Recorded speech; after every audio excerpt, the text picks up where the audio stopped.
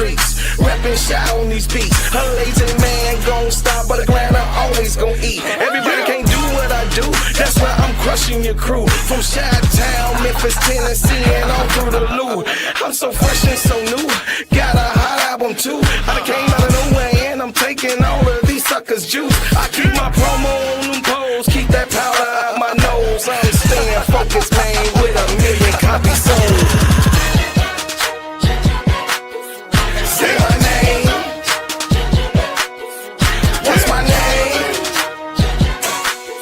Say my name.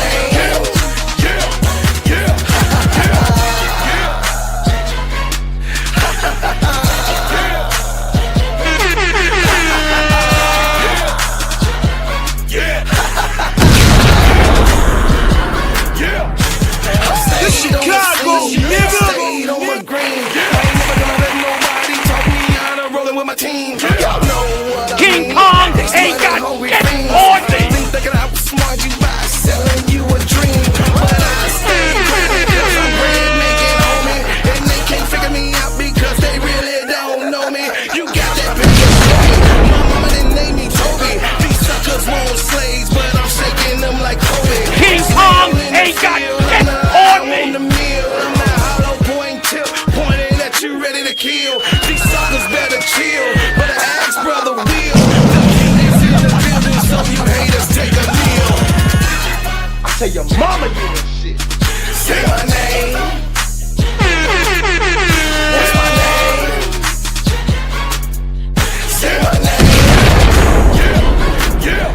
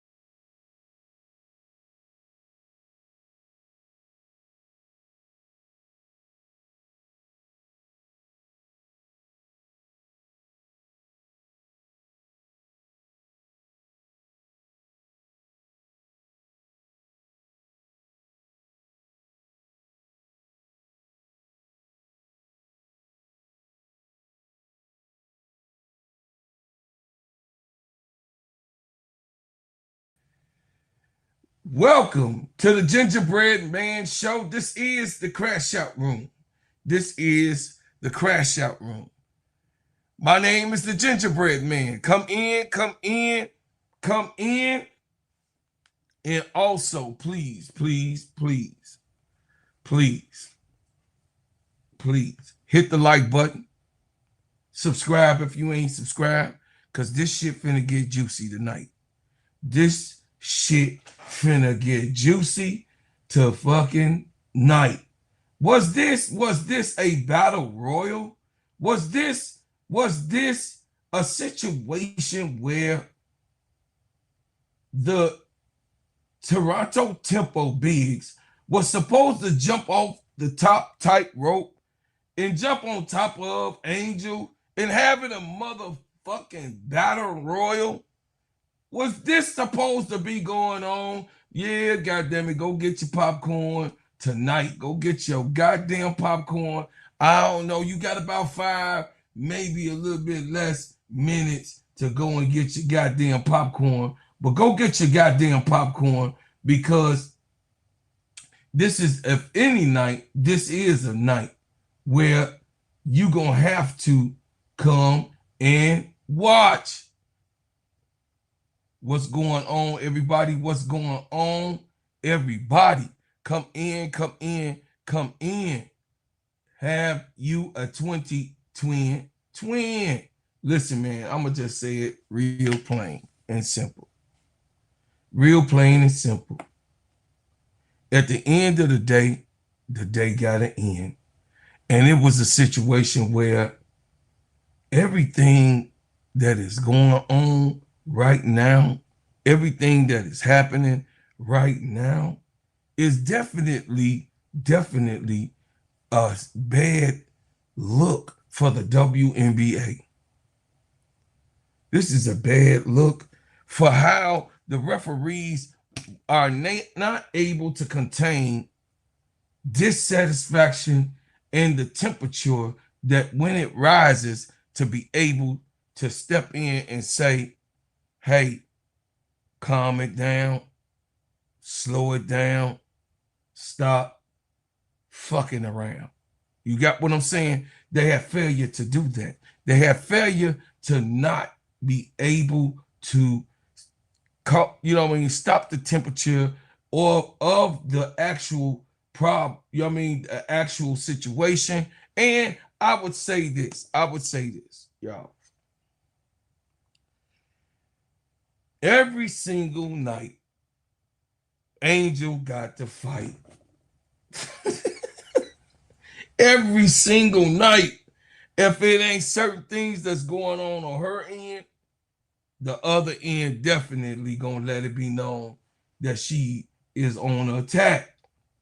And I just wanted to say, why is it just, why I gotta be this way? Why do it have to be this way? My whole thing was, things get chippy down low. We already know that. Things happen down low. We already know that. Situations happen down low. We already know that, right? So my whole thing is that at the end of the day, people know that how things supposed to go. They test you, right? They know that they're wrong, and they know that what they're doing is wrong. But people still test you because Angel is kind. And even if you're a kind person, there are people that will just walk all over you. There are people that will intentionally or unintentionally feel that it's okay to disrespect you. There are people who will step on your toes if you say nothing at all. There are also people that just want to be mad at you for whatever reason that they have in their mind to be upset at you so that it could make them feel better. Angel has had all of that. Myself also. You got what I'm saying? Me, myself, and I have been experiencing those type of things. Where it is, you can be as good as you want. But sometimes people, they just won't let you be. They just got to have some type of problem with you, and you've done nothing at all. And this is Angel. She has done nothing at all. Sometimes people just want to have a problem because they're jealous of you. So when they have a problem with you, they're jealous of you, or they want something that you have or you have had. You understand? So therefore, Angel has came into the WNBA with an NIL deal, with one of the biggest NIL deals, coming in from college and doing her thing, right, chat? So, a lot of the players that was before Angel did not get to do that. A lot of players before Caitlin didn't get that. And those players that came in, Kiki and all of them that came in behind Angel, them came in with those type of deals, with those type of intentions of being super mega stars. Where the WNBA has promoted Caitlin Clark, and then they had to promote Angel Reese by accident by trying to villainize Angel Reese. What's good, Brother Jabari? Villainize Angel Reese in the midst of it all. Angel Reese has been the actual, what can we say? The actual villain of it all. And there's people that want to make you a villain no matter what because they target you. That's right. All right. What's going on? You said that when I said that, Star Home 1584. Yeah, there's people that automatically look at you and have their gaze on you and try to figure out and measure you up. The people that looks at you and just don't like you. And that's all right, because a lot of people don't like me, but it's a whole lot of people that do. And I just want to be here with the people that do like and love me, that understand, that really, really know exactly how I really feel. Angel, all she wants is the same. Angel really wants the same thing, and she really is a peaceful person, but they draw her out to be a diva. They draw in some of these Twitter X formats. You can see on some of the social media platforms with those other people, you know who they is. You know who these other people is. On some of these other platforms, they have Angel as the problem. And Izzy, that wasn't so bad. Izzy was going for the ball behind Angel Reese when she has a posted up and sealed, which they know you can't wrap your arms around, but nothing Angel could do can stop the onslaught.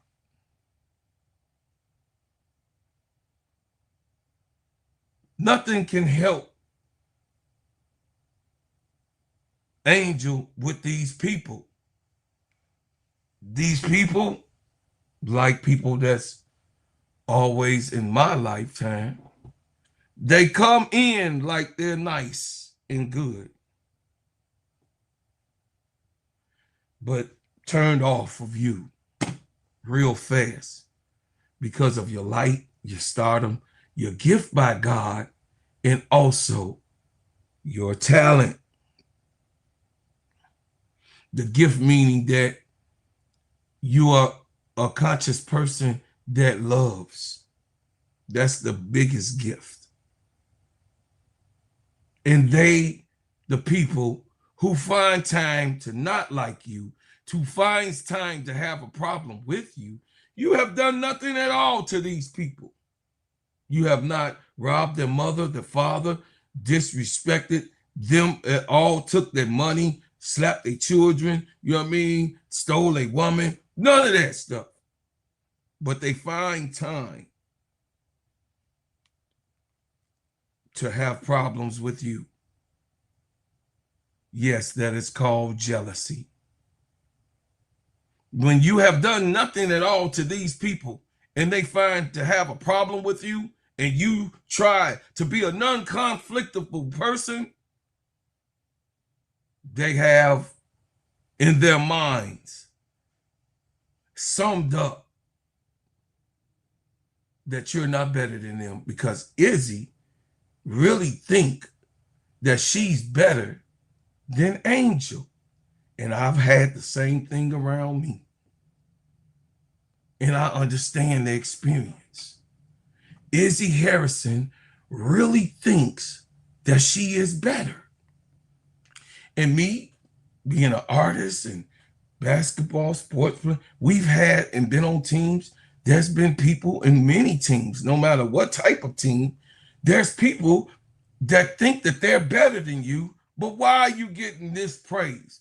Why are you liked so much? Or what do you, Why did you get so much of the gift? There's people that is like that does those type of things, ill-motivated things to you when you've done nothing at all. But just be you. Oh, he too loud. Oh, he don't do enough. Oh, he ain't just that. Okay. If it ain't for you, like my man K-Sep say, it could be for others. Move the fuck on. Move around. Stop being around here but hating on people. And that's what Izzy found herself doing. And the temperature got real hot. And the referees did not step in. They just let it happen. This is what goes on when people around see things that are wrong, but try to step out of it and try to make sure that they are not the one to call the play foul. Well, welcome to the Gingerbread Man Show. This is Steady Serving Sports ENT, an extension of Simply Ball Dropping Podcast with my main man, K-Sep. What's going on, K-Sep? Shout out to the Full Court Trio. I don't know, they still going on. They want me to stay up long, and I got to get up in the morning. I was trying. But anyway, shout out to the Players Club. Shout out to all my peoples.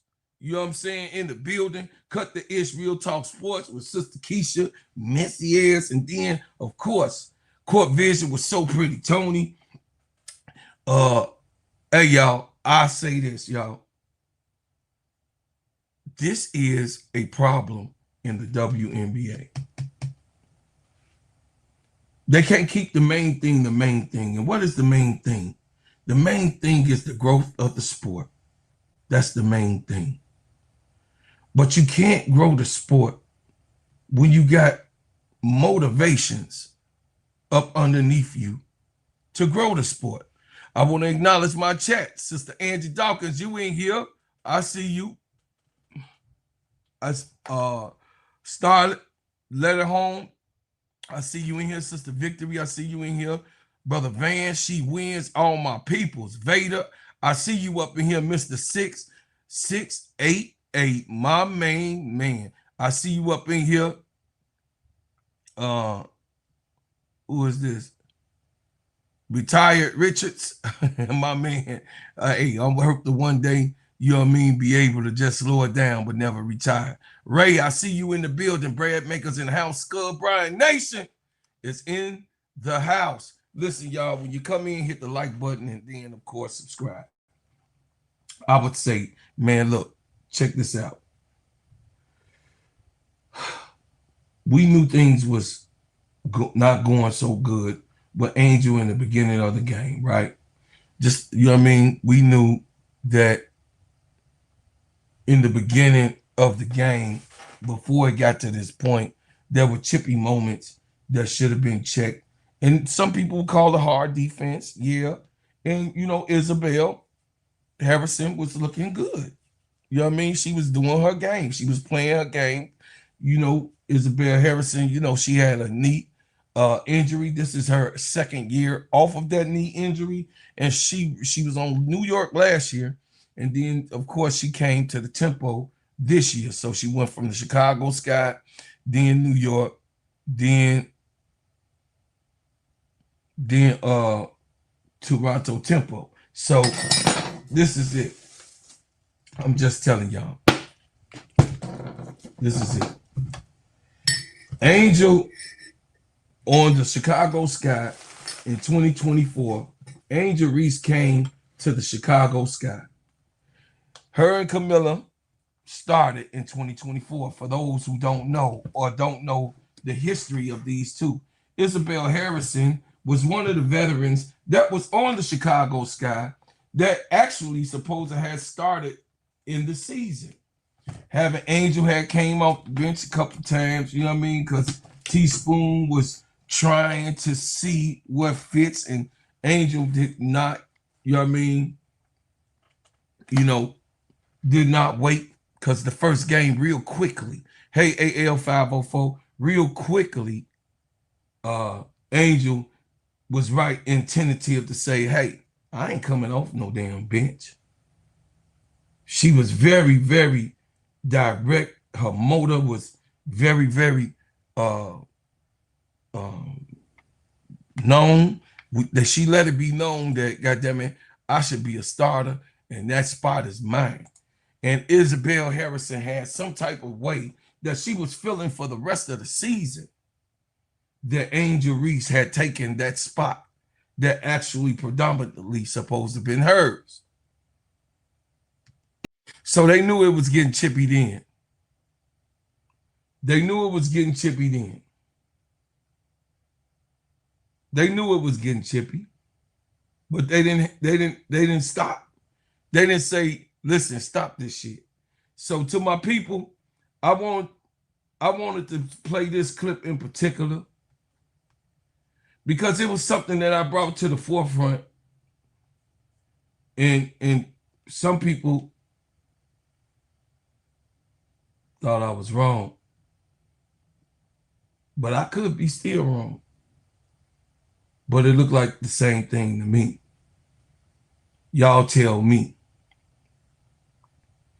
Y'all tell me, because I had a back and forth in the chat one of these days. On this day, I had a back and forth, but here it is.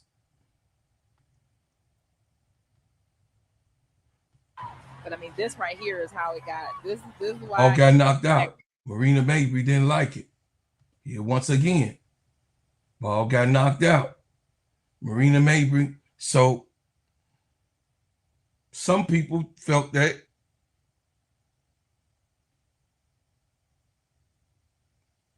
Miller started it because she knocked the ball down. Some people felt that way.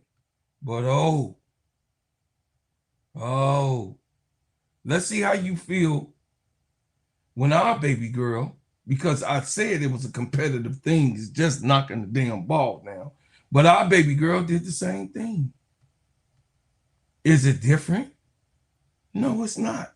It's the ball being knocked down. They was being competitive, and that was what it was. Stop it. This is what happens when you don't stop it. This is what we deal with when it gets too much. Now, Isabelle Harrison knows she can't reach over Angel to go for the ball.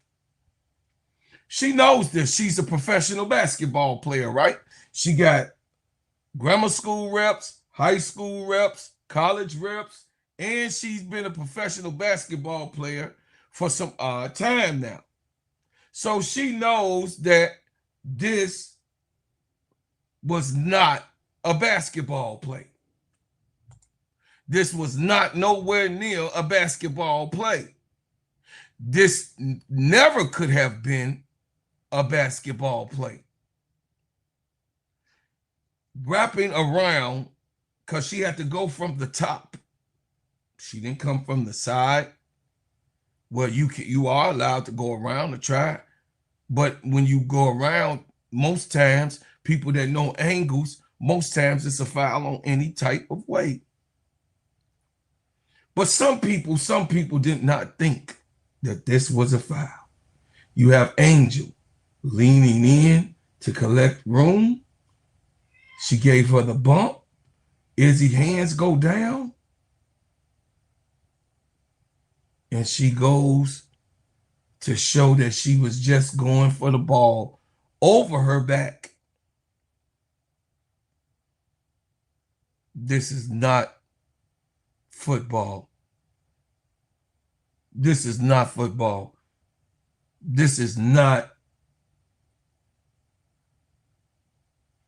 getting the running back. This is not the WWF takedown. she really looked like she tried to punish Angel. It looked like Rodman take that type of stance. We've seen that. This ain't nothing new. We know that Dennis Rodman used to do the same thing. We just gonna keep it 100 with each other. We know that Dennis Rodman used to do these type of stunts to get inside of another player's head. But we talking about Isabelle Harrison, not the great Dennis Rodman, the greatest rebounder of all time in the NBA, that had a strategy of how he was going to be able to be that glue to the offense and defense. This is not Isabelle Harrison. She's never played in that type of format. Now, not to degrade Isabelle, because I think that Isabelle is a good player. She's nice around the rim. She can shoot the ball. She's burly. She got, you know what I mean? She got moves down low. And she just got herself hurt. You understand? She got hurt. And, you know, we know what happened in Chicago when, you know what I mean, it was supposed to be when Angel got hurt and Angel was gone and Izzy and Dana and all the rest of them had the reins. The rookie was gone. The rookie that was getting all of the shine was out of the way. But they couldn't get it done to get into the playoffs. They couldn't get it done to get it into the playoffs. And Angel Reese, of course, was the fall guy of such. Angel Reese was the fall guy too much of it. But here you go. I'm going to play some of the pregame, and then we're going to, just for the recordings. What's going on, ADP? If you want to come up, ADP, and we talk about it, that's fine. I'll send you the link. Just let me know if you want to come. I know this is a subject you want to get into, so you could go ahead and tap into it. Now, listen. I'm going to tell y'all something. When you know that it's getting heated, when you know that it's about to go left, you supposed to. What's up, MDT? I'm going to have the panel tonight. When you know it's about to go to left, when it's about to go left, you supposed to do something about it. When you know this shit was about to go left,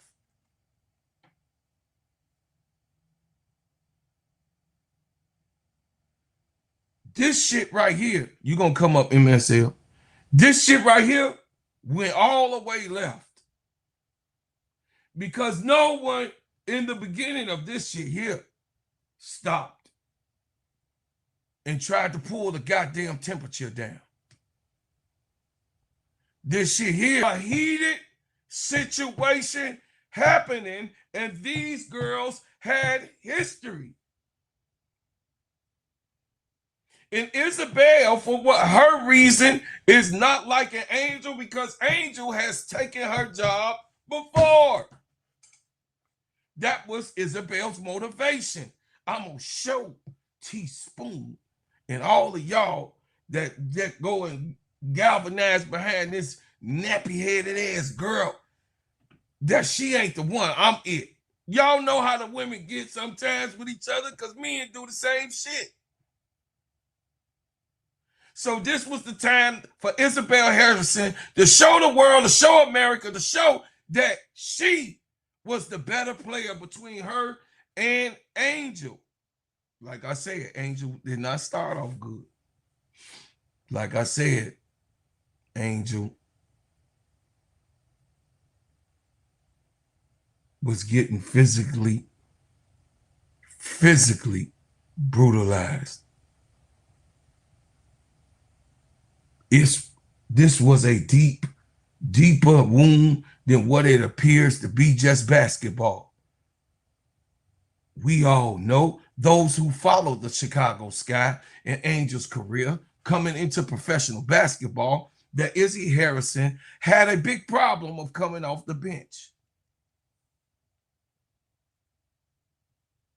We all know that Izzy had a big problem with coming off the bench from this so-called rookie megastar.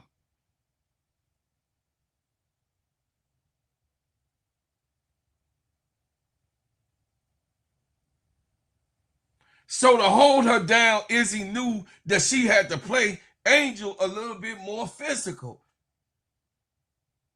Angel had to adjust, and she was like, okay, Angel could go with the flow, and however, because listen, Angel is a dominant player, so being physical, that's what she does. That's barbecue chicken. That's how she gets down. This is what she knows how to do. So bring it, Izzy.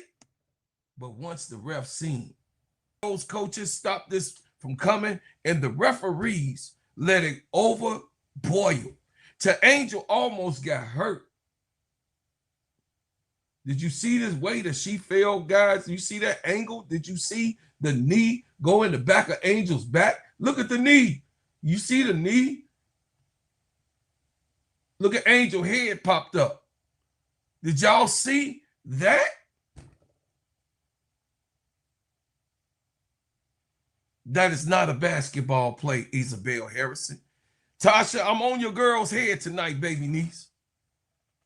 Because she was mad. Natasha, don't get mad at me. I'm just stating the truth. She could have hurt Angel. She could have really seriously hurt Angel, let alone give her a back injury. She did what she had to do for stopping Angel, but not in that way. You could see this is a bear hug, family, over the top of Angel from a different angle.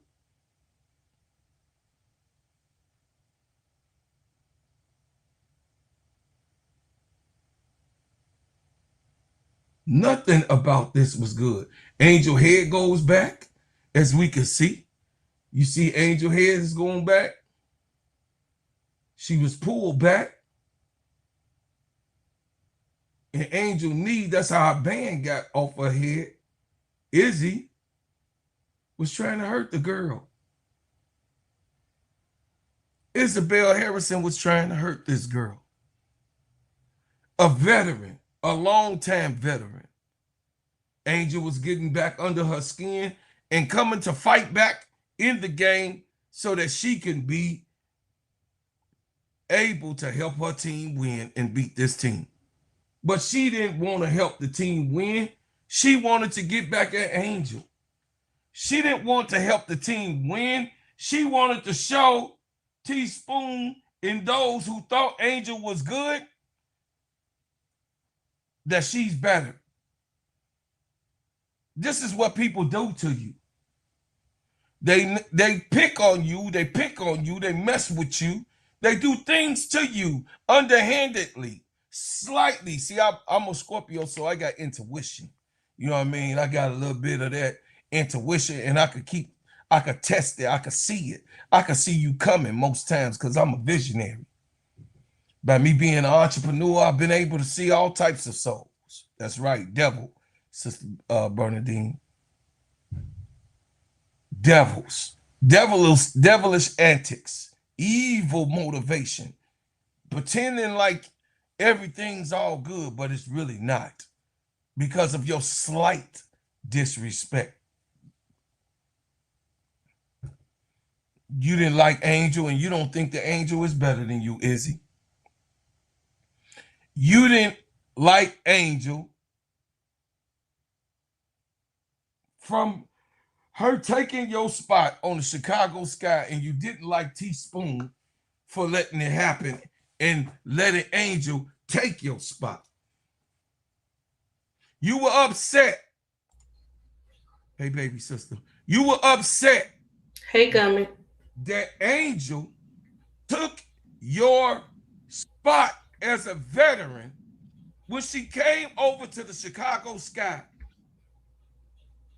And in the beginning, if all of you remember, Angel did not start the very first game.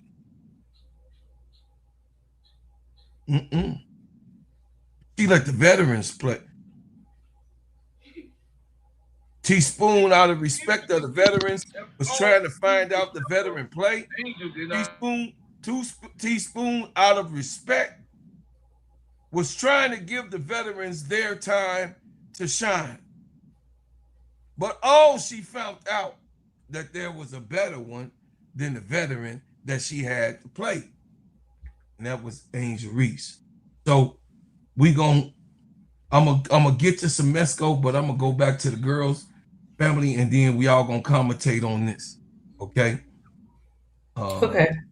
MSL and my baby ADP. So I'm gonna play the interview with the girls first, and then we gonna go, because I have to put it all together. I have to make sure that we understand that when something affects any person or part of the team, it affects us all. It affects us all if we truly are a team. If we truly are together, whatever affects me affects you, right? When we're at war. Because what's affecting me, we can't roll together to be able to make the goal of the basket. That is in basketball terms.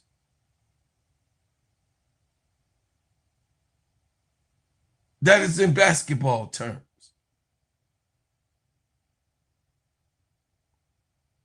Everyone on the team, they can't jump on Izzy. That ain't what they supposed to do. In hindsight, someone supposed to have done a switch. Put Okada on Izzy. You got to have that one Charles Oakley-like type player. You got to have that one type of Dennis Rodman player. You got to have that one Vernon. You got to have a Maxwell type of player. You got to have that Jose Fernandez. What's his name over there on New York? Lil Jose. An antagonizer when they see BS going on. Somebody that will step up on the team to also be there. These girls are too kind.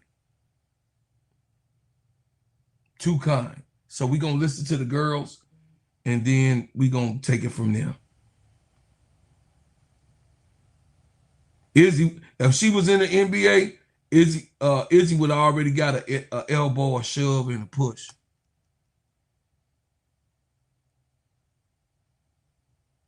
When Angel's having that much of an attack at shit 19, what's like what kind of energy does that kind of provide to you when you get all these additional opportunities second dance?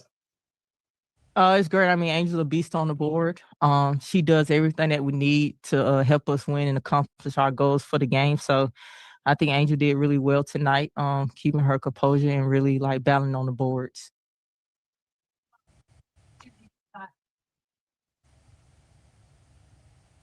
Yeah, that beer, Lambert. They need that. Oh yeah, we support Angel. She deals with a lot, so yeah, we're here for Angel whenever she needs. All right, we'll jump to Zook. Go ahead, Wilton.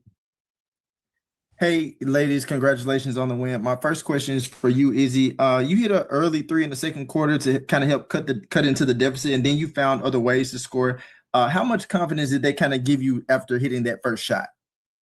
Yeah, it's always nice to see your first one go in, and yeah, the players kept finding me, and yeah, it just sometimes it just happens to be a day, and it was nice. And Alicia, one quick question for you. Toronto jumped out 25-13 in that first quarter. What was the conversation among the group as you guys tried to kind of like settle into the game? Just from a defensive standpoint, we were letting them get to the basket, not having ball screen defense. So once we locked in and started attacking and transition, I was able to get back in the game. Go ahead, Glaze. Keep it up on that same path, Leash. Holding a Britt Slim and Mabry down to 20 points together, that has to have been one of the big things for y'all tonight in order to get this win. Yeah, they were our main focal point. Marina and Slim, I mean, they're both great players, and the tempo go as they go. So the biggest thing was trying to contain them as much as possible and force them into difficult shots. We know they're gonna hit shots because they're great players. So the biggest thing was just making it difficult for them. Easy, 17 points tonight. How did that feel? Have you getting more comfortable in this offense and knowing where to be at and what is expected now? Yeah, I think things just take time in the WNBA, particularly when you're new and in a new team. So I think, I'm getting a little bit more opportunity, but just trying to make the most of it as well. And, Leash and Rye have been carrying a bit of a load and everyone's trying to help them out. So we're doing whatever we can to contribute to that. Go ahead, Jamila. Hey, ladies, congrats on the win. Alicia, I just wanted to. Ooh. Try again, Jamila. You cut out. Hello, can you hear me? Yep, we got you. Okay. I want to say congratulations, ladies, and after the last game, Alicia asked you about just how you had played, and you took a lot of accountability for shooting from the free throw line and just how you were able to attack later in the game. Just what did you feel going into today's game, and how were you able to kind of bounce back from that performance? Biggest thing is just staying, going in with a clear mind, not being so hard on myself. I tend to be really hard on myself when I make mistakes stuff, 'cause it's just like I work so hard to try to be a great player and be there for my team. So tonight, the biggest thing was just staying calm and poised and just letting the game come to me, and I miss shots, it's okay, on to the next shot. So the biggest thing was just staying calm and not being so hard on myself. Go ahead, Neil. Hi, ladies. Congratulations on the win. Izzy, this question's for you. At the beginning of training camp, we spoke with you just about the difference between obviously playing in a WNBA and playing overseas. Just talk about, one thing that you mentioned was the shooting. Just talk about your preparation and the mindset of where you're at now, 17 points, 5 for 6 from the field, complete X factor in the loss last week. And of course, this week, and then of course today, just talk about the preparation and just the mindset of really getting adjusted to the W.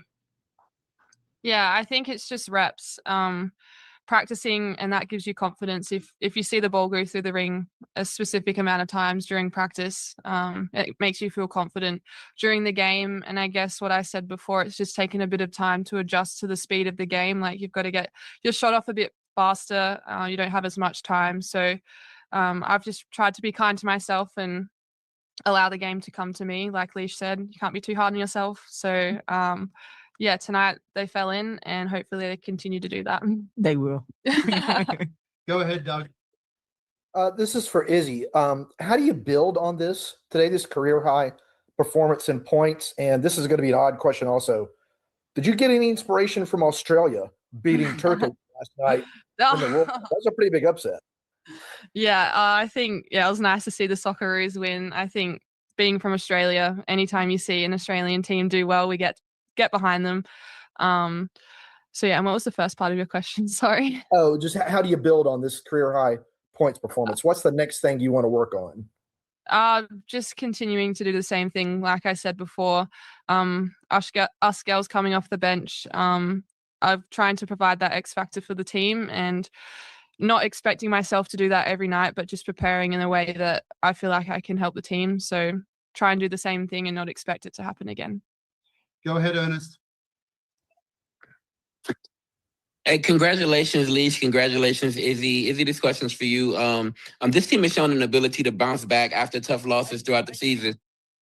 What have you seen from this group that allows you to respond so well and put together performances like today? Yeah, I think one thing I've learned since being in the WNBA is realizing how quick turnarounds are between games, and you watch film and you just have to apply it really quickly in the game. So I think it's just moving on to the next and forgetting about the next game and moving on to the next. And I think that's what our group's doing really well, is just going into film with an open mind, taking accountability for our mistakes, and then trying to apply it in practice. And tonight we did that, and we'll continue to get better. I'll take two more. Go ahead, Micaiah, and then we'll go to Haley. Hey guys, can you guys hear me first of all? Yep.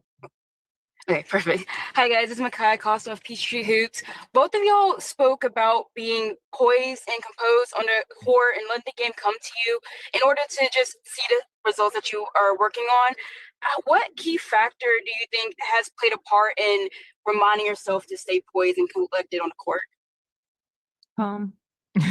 Yeah, we got a thing where when things get crazy, just hit a loose off. Yeah. And then you just go on to the next play. Current play, next play. There's no third option.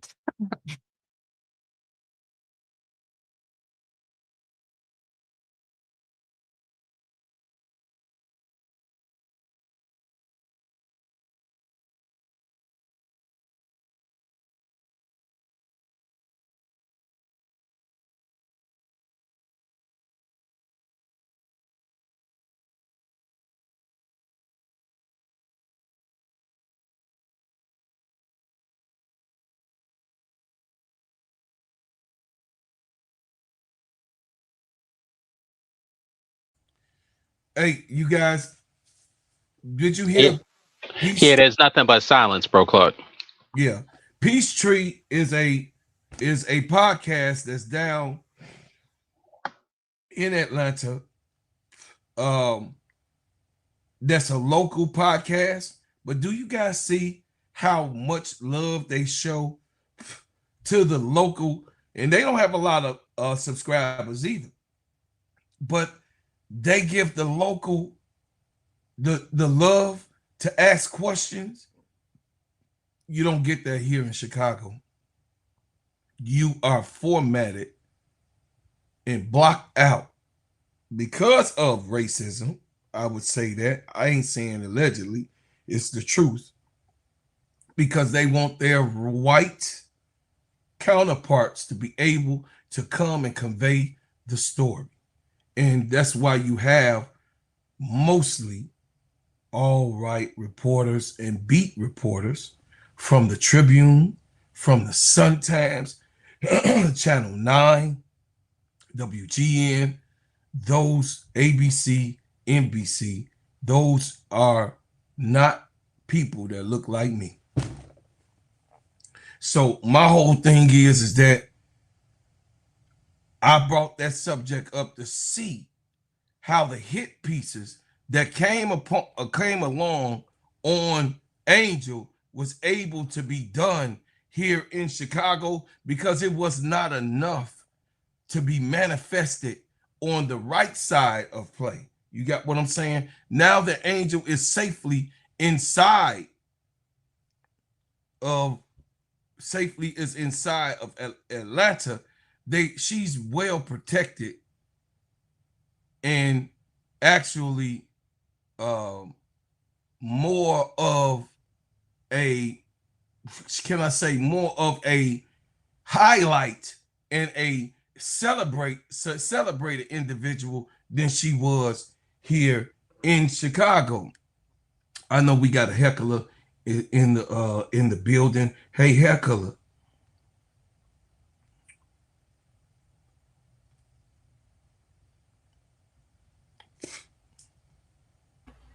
This is not the place or the time for that. It's so funny. It's so funny you said that, bro, Claude, because usually I'm very calm and reserved and laid back when it comes to these kind of folks, but kind of like the day when they had that announcement for Angel and everything was so nice, and then you had certain people, try to say, oh, they were roasting her or something, and you were upset about that, or something crazy happened that day. Similar thing here. We all watched that game, and we saw how she was just being abused. I mean, I watched. I just like, yo, like they're hanging on her arm. You see, but see that though. You look at the screen. Oh, I wasn't looking at the screen, right? That's not a basketball play. The girl that came in after Harrison hooked her neck and they didn't call a foul. The jump ball, she got fouled 3 or 4 times, Yes. including the so-called Mavry block Yeah. where Mavry hit up the side of her head or shoulder. I don't remember, something like that. And none of Yeah. these things were called. But Yeah. then on her 5th foul, she touched somebody and they called a foul, like a ticky tack, and they called the 5th foul. So it's like, and we could talk about all this, but they're either trying to drive her crazy, they're trying to. I don't. This is like one of the worst officiated games I've ever seen. And the Mhm. only reason why Harrison did that was because she felt empowered to do that because nothing was called earlier when she tried to slap the ball out of hand, when she hit her up the back of the head, when they Mhm. were joined. None of this stuff was being policed. And with her crazy, bitter, bad wig, whatever's going on in her head, like I never see the situation where somebody from 2 or 3 years ago got Yes. fairly beaten out. It's not like Angel did something to you, whether No. she was busting your ass. What happened?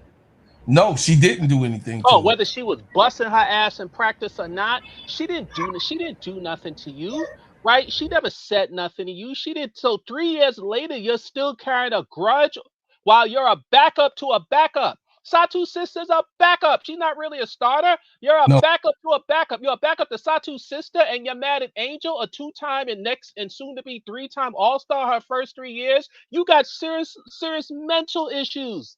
Izzy, Mhm.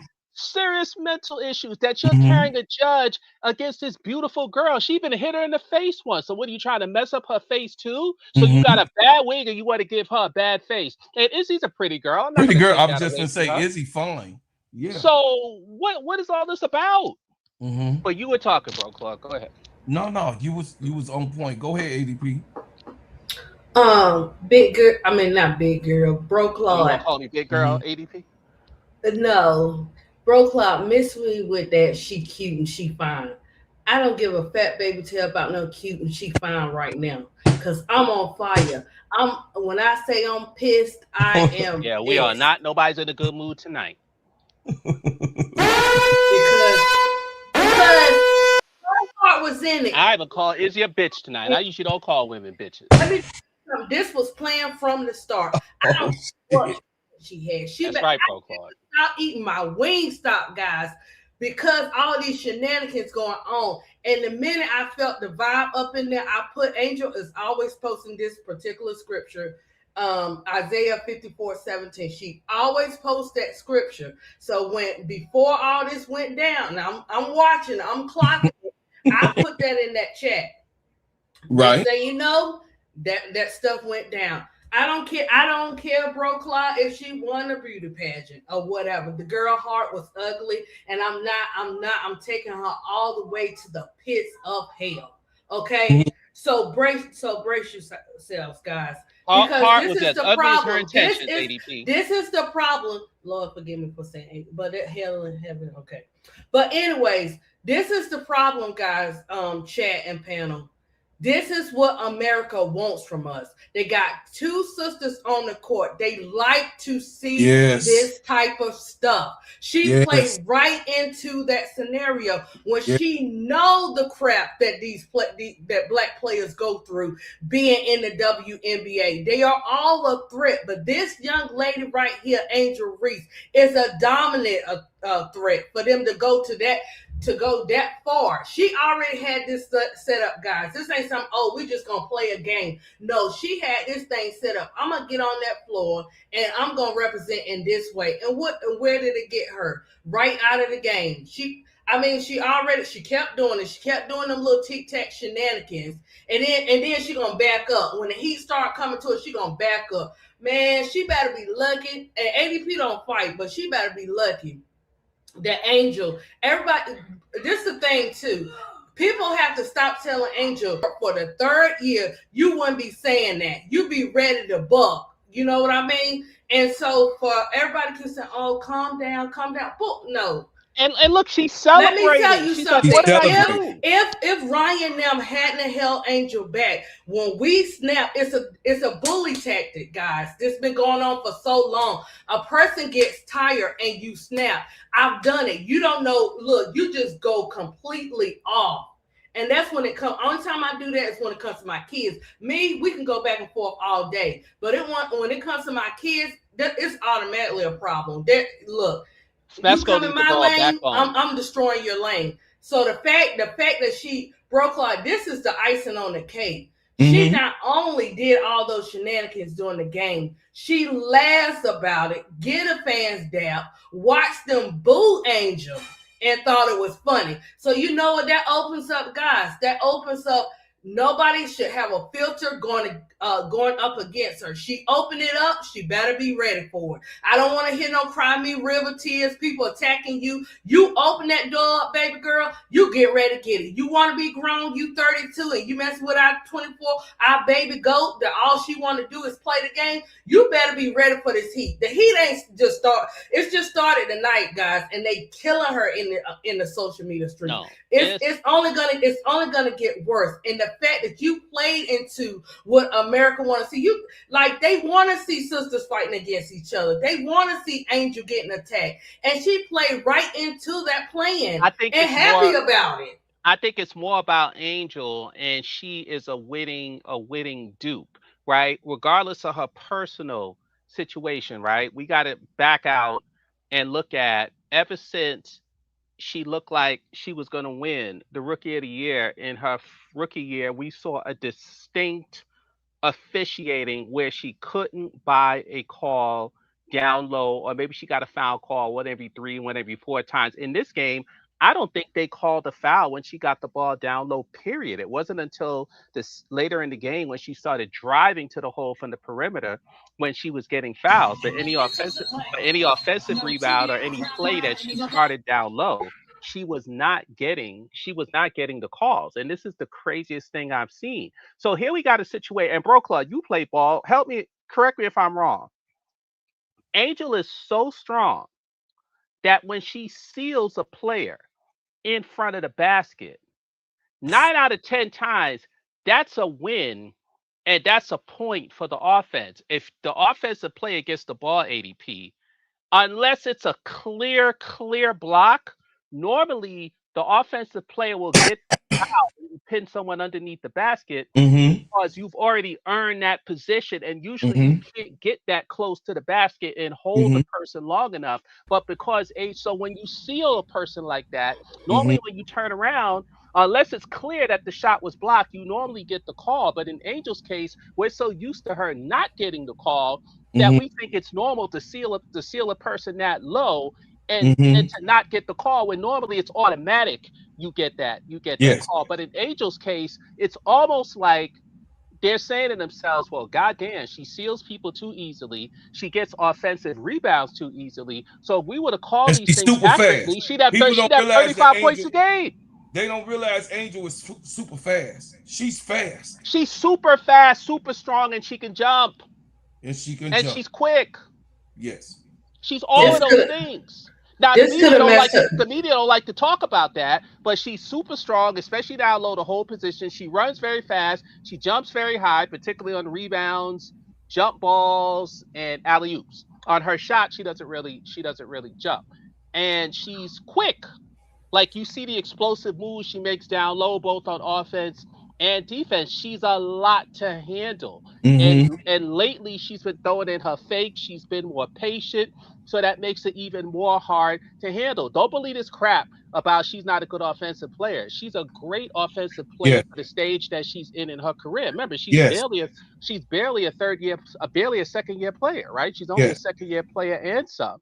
Look at what she's going to be 3, 4, in her third year, her fourth year, even in the middle of this year. The head of the board right now. She's ahead of the right. Right now. So don't believe it. Don't believe this crap. That's just stuff the idiot Clarkie's saying. The media says, to put her down, because when you seal somebody that close to the basket, you're supposed to get the benefit of the doubt, but she does not. And I've never seen a player get hit all game, constantly hit from the back of the head, hit on the shoulder. They grabbed her arm. No call the entire time. So you would Camilla get it done to her too. Those two in particular. So, but Camilla's 6'7", so she's got that Wilt Chamberlain treatment. Where in Angel's case, she's got this, oh, well, we can't stop her, so we're just going to grab her. And it all started with Vegas, right? When Vegas said we're going to put 2-3 bodies at her, but now it's gotten out of hand. Like Yes. the league has to do something about it because first of all, if Angel is as big a star as we all say she is, well, how the hell are you going to take one of, if not your biggest star, certainly your most recognizable player in the league, right, and have her get beat to a pulp every single game to the point where she's thrown down? She could have hurt her tailbone. She could have fractured her tailbone. Head, Something neck crazy could have injury. happened. You see her head with that? And Go ahead. Smesco's a punk. And Smesco's a punk because I get it. You're analytic. You're a little daddy. Your little daddy. You know, huggy bear. Whatever. You know, whatever you want to call him. You know, teddy bear. We get all that. But dude, this was a dangerous situation today, Yes. and we all saw it build. Izzy was just acting crazy. She was just acting like a nutbag. How about you go to homegirl? I forgot her name, from Toronto, and talk to her during one of the breaks and say, Sandy "Hey, you think Sandy Benedello. right, Sandy, you think you could calm her down a little? You think this, you think this, you think that?" Because unless you're going to do that, you got to say something to the refs. Hey, this thing is getting out of control. Hey, and everyone knows if Angel went down, your season, at least while she's down, is done until Bree Jones come back, and Bree Jones is still not going to bring the things that Angel brings on the court with all the defense and everything else she Well, they're does. two different type of players. Yeah, they two different. Right, but I'm saying the contributions that Angel's going to bring on in a whole is going to be more than what Bree Jones brings. So even if Angel went down and Bree Jones came in, Bree Jones is not going to be on the perimeter like Angel is. She's not going to be chasing people all over the court on defense. No, she ain't gonna She's do not that. going to be she's not going to be She's grabbing not rebounds do and that pushing the dynamic. ball on the break. No, she's not. And then you gotta look at the whole game. This was not something, oh, I just messed around, made a mistake. This is something Izzy was doing different types Already of stuff. ill motivated. Like I said, ADP, go ahead. Go ahead. Huh? I said This this was already motivated. It was already under motivated. Yeah. It's like she had a pact But with what Kia happened? Nurse. Hold on, MSL. What happened? The fact that they opened the door and Kathy has been allowing this for so long. Players feel like they can do this and get away with it. They know Angel not getting the calls. They know it, so they feed off of that. And her and Mac and Cheese were messing with Angel. She tried to play innocent after game. No, boo-boo, you was a part of this shenanigans too. But what's so crazy about it, everybody is sitting around there watching this happen, and they're not doing anything about it, from the coach and to the refs. They see Yeah, it was like a car wreck in slow motion. They seen it and they know what happened, but the fact they just sitting around and allowed to happen for so long, something like this was bound to happen. With who, we didn't know, but we messed around and we found out. That was intentional. And then the fact you do it from the back, not in my face, man, come on. Y'all see Angel here? Miss me with that. Oh, she's so cute. She's so pretty. Miss me with that. You see that ADP, how her hip hit the ground? See that hip? No, that was very, very dangerous, and she could have gotten seriously hurt. Yeah, her right hip hit the floor. Yes.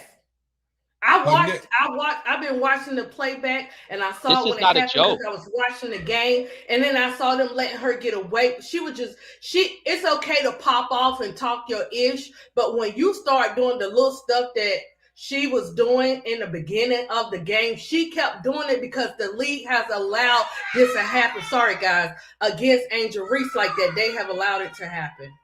Mabry fouled her. Like there were plays where 3 or 4 players fouled her on the same play, and not only did the refs not make a call when that happened, but in the totality of that first quarter, they didn't make a call at all. And what was so interesting was they started off the game with Angel.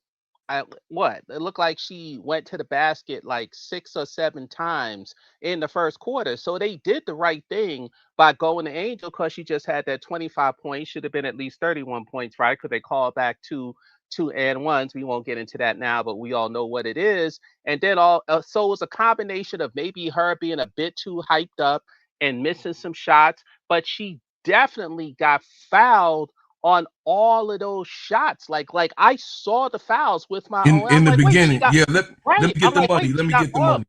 Yeah, Right. let I'm me like, get wait, she got bumped. Wait, this happened. Wait, that happened. Wait, that happened. And you sit, and I'm glad that everybody saw the same thing because I'm like, it's like a slow Oh no, train wreck. Like we 82 was all saying. saw it. We all saw it. Hold on, let me get the money MSL real quick.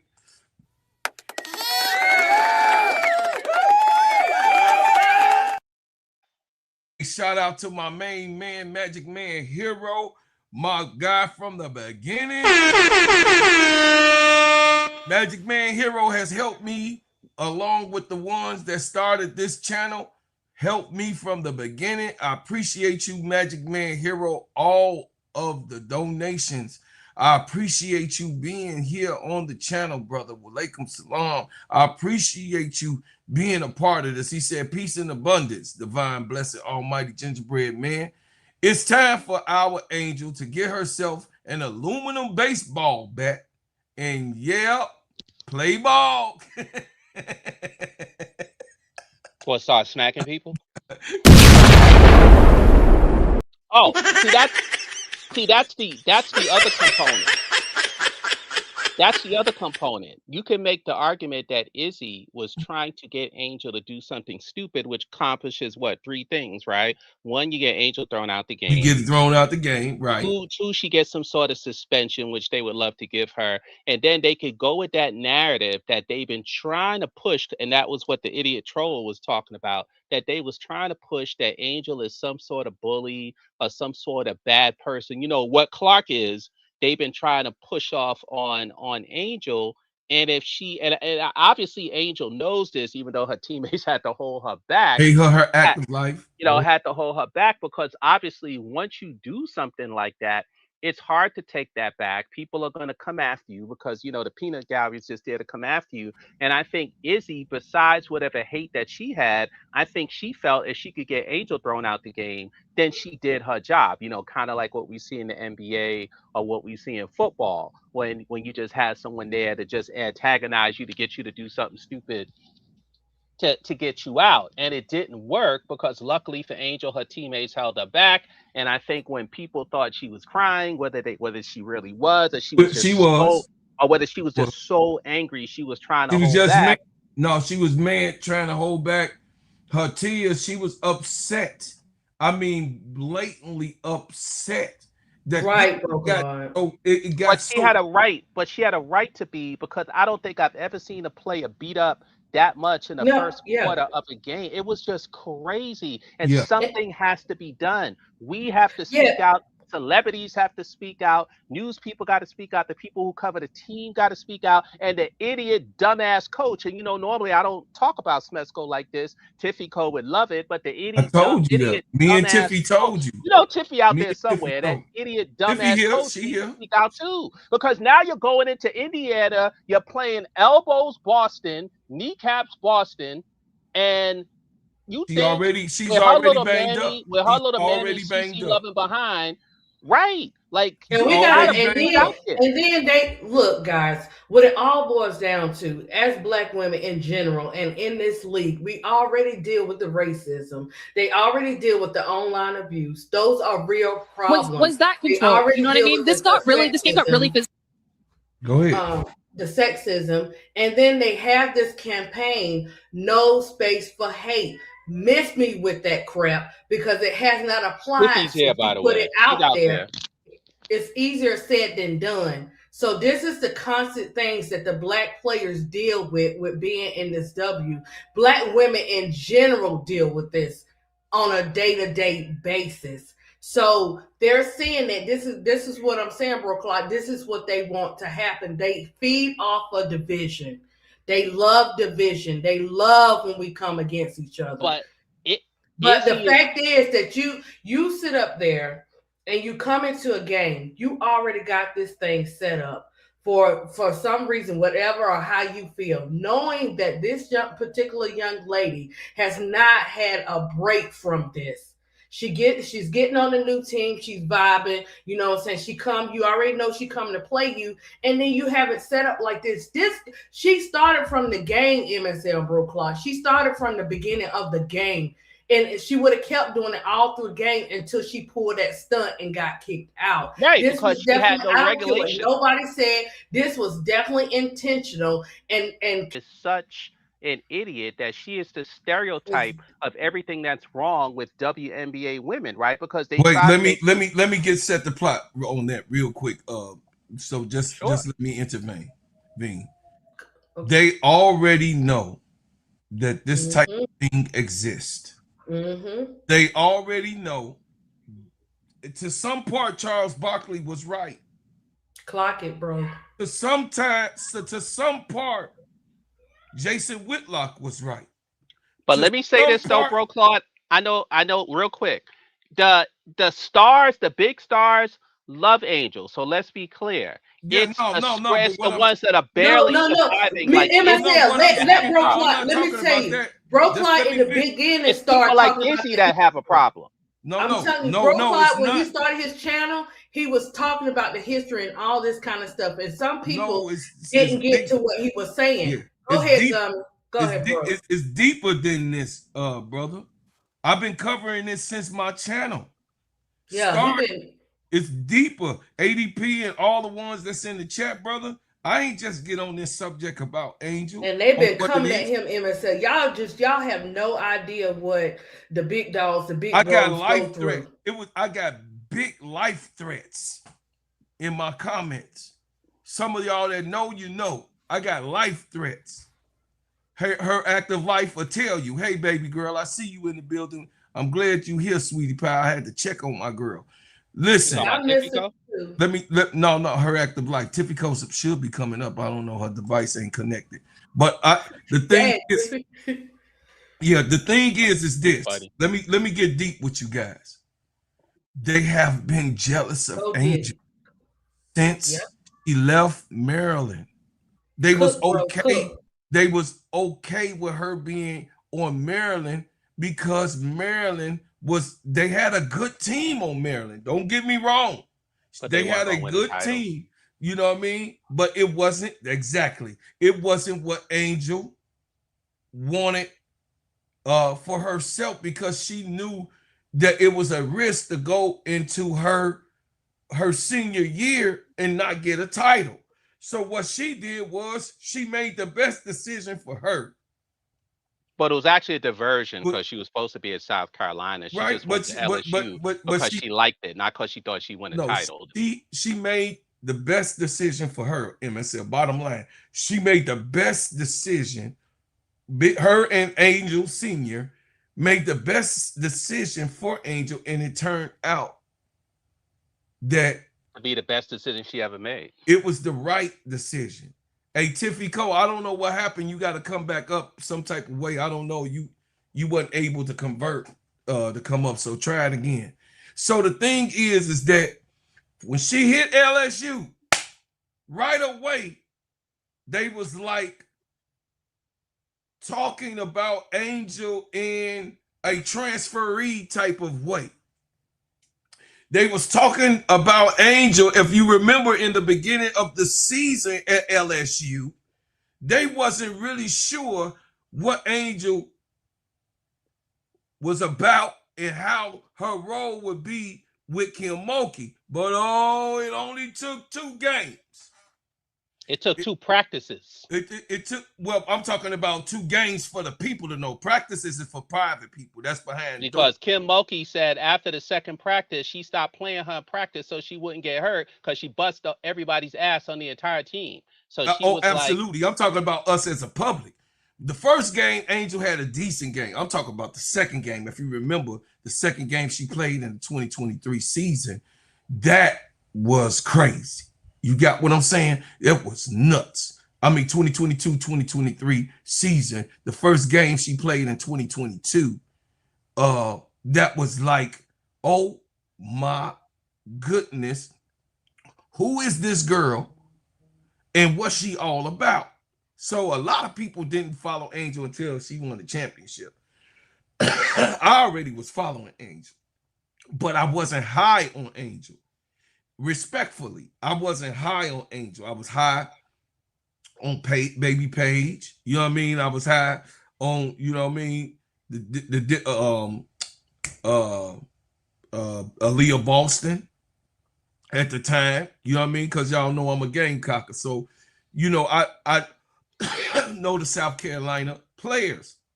So therefore, I was high over there, you know what I mean, on the Irish. So the thing is that Angel came and been going through this ever since game 2 of LSU. She has always been fouled. But not like what she faced in the WNBA though. Respectfully, just hear me out. She's always been fouled, but she's always been hated on, even by teammates. She's been going through this since her college career, and that's where I'm going with it. Remember when I started my Creek? Maybe you got here a little later because you. No, I got here when you. I started my Creek as people that are supposed to be your teammates have an ill motivation about you because how you are, who you are, you might be a nice person, but they look at you and say, I could be just as good. I can do that. She ain't that good or he ain't that good.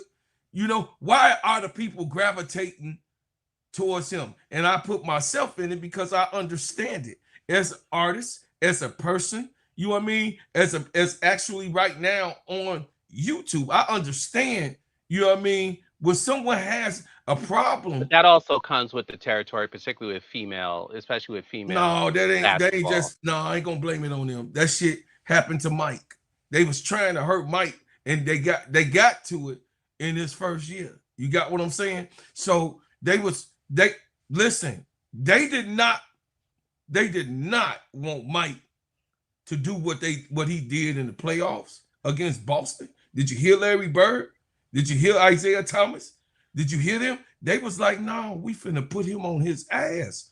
He ain't finna be coming in here, Willis Reed and all of them. I remember in the All-Star game when Isaiah and them said we're gonna freeze him out and all this stuff. I'm familiar with all that. But what I'm saying that was jealousy though. I'm just saying it's still. But what I'm saying though is jealousy. what I'm saying though is that what's her face? I forgot her name. The point guard. Like we all know she's a little batshit crazy. Part of my language, bro, Claude. So whatever she said, I'm not gonna forgot her name, but the point guard. But remember, a lot of her teammates, like Samaya Smith, the Australian girl, they love her. Flage loved her until her and her mother got into a spat, but that's not Angel's fault. And when Kateria Poole allegedly beat up Flage in the locker room, so that wasn't Angel's fault. For the most part, her teammates liked her and loved her. There's always going to be people who don't like you, especially when you're famous, you're beautiful, and you're a great player. That just comes with the territory. I'm not excusing it. I'm just saying there'll always be some jealousy. Now, what Izzy did is taking it to a level way, way, way, way beyond jealousy, where you could have hurt this girl and injured her, and she could have been out for the rest of the year. I have major issues with that on a personal level, and I have major issues just like with ADP and others, what the WNBA has done to foster this type of officiating and hate in certain parties and with certain social media, etc., against Angel. So we have idiots like that Bada, whoever he was, that said, oh, she's a bully, oh, she's this. That's a bullshit narrative, and we all know it because Angel's not a dirty player. No. She's not a dirty player at all. And she's a very caring player because if you go down, she'll be the first one to pick you up and ask no matter what side, okay, to check up on you. So what Izzy did is just on its level is crazy. And Kathy and the league, they have to do something about this because she's going to get hurt. She's going to get hurt. And what you're doing to her shooting percentage by not calling these fouls, like I never seen a player that's in front of the basket, they got you sealed, they get the ball, you foul the crap out of them, and they don't call a foul. Like you earn that position. You're supposed to get the foul call. You earn it. It's not like you're shooting it off balance from 10 feet away. You're shooting it in front of the basket. So the idiots try to make fun of her, go, oh, she can't make layups. She can't make layups. She's getting fouled. Now, could she have made some of those layups? I would say yes.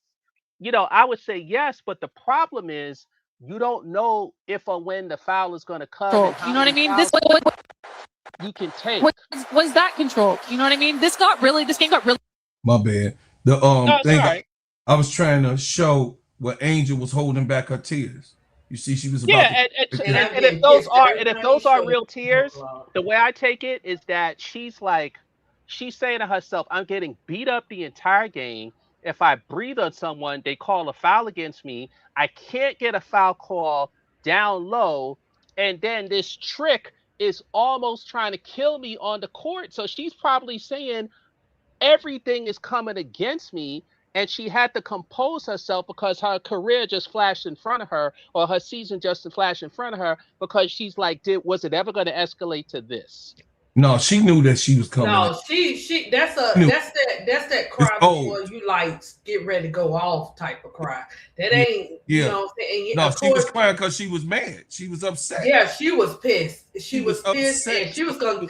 They stood in at the right time. I'm telling you, Ra and them stood in at the right time. And that's kudos to Sika Kone, because some people say she jumped off the bench and ran on the court.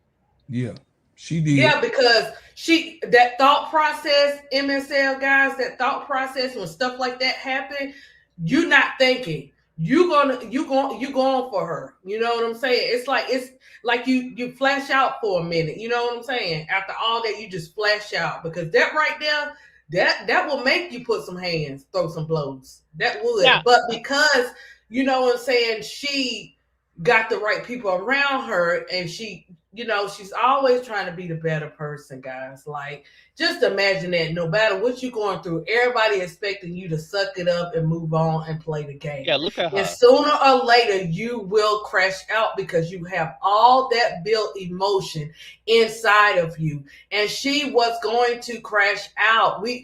Crash out without thinking is what I'm saying, because it happens so quick. When stuff happens so quick like that, that's a crash out without thinking. That's what I'm saying. They got in the middle of her just in time, because she would have dog walked that girl. She had the upper hand. Girl was on the floor. She had the upper hand. And you know what I'm saying? And we know. I'm glad they were able to jump on her so quickly, though. Yeah, we know Angel's not. You know, she was like, I ain't Natasha Cloud. I don't know what y'all be doing. Man. I don't know what y'all doing bad, but I ain't Tasha. Look, I'm telling you, right, bro. She was like that. Like, that B-ball came out so quick. Because I'm telling you, I got my family in DC, and I was born in DC, but now it looked like she was gonna pop her. I've been in A too long, but I'm telling you, this is not something we sit and wait around for. You get into it right then and there. So that B-more was getting ready to come out.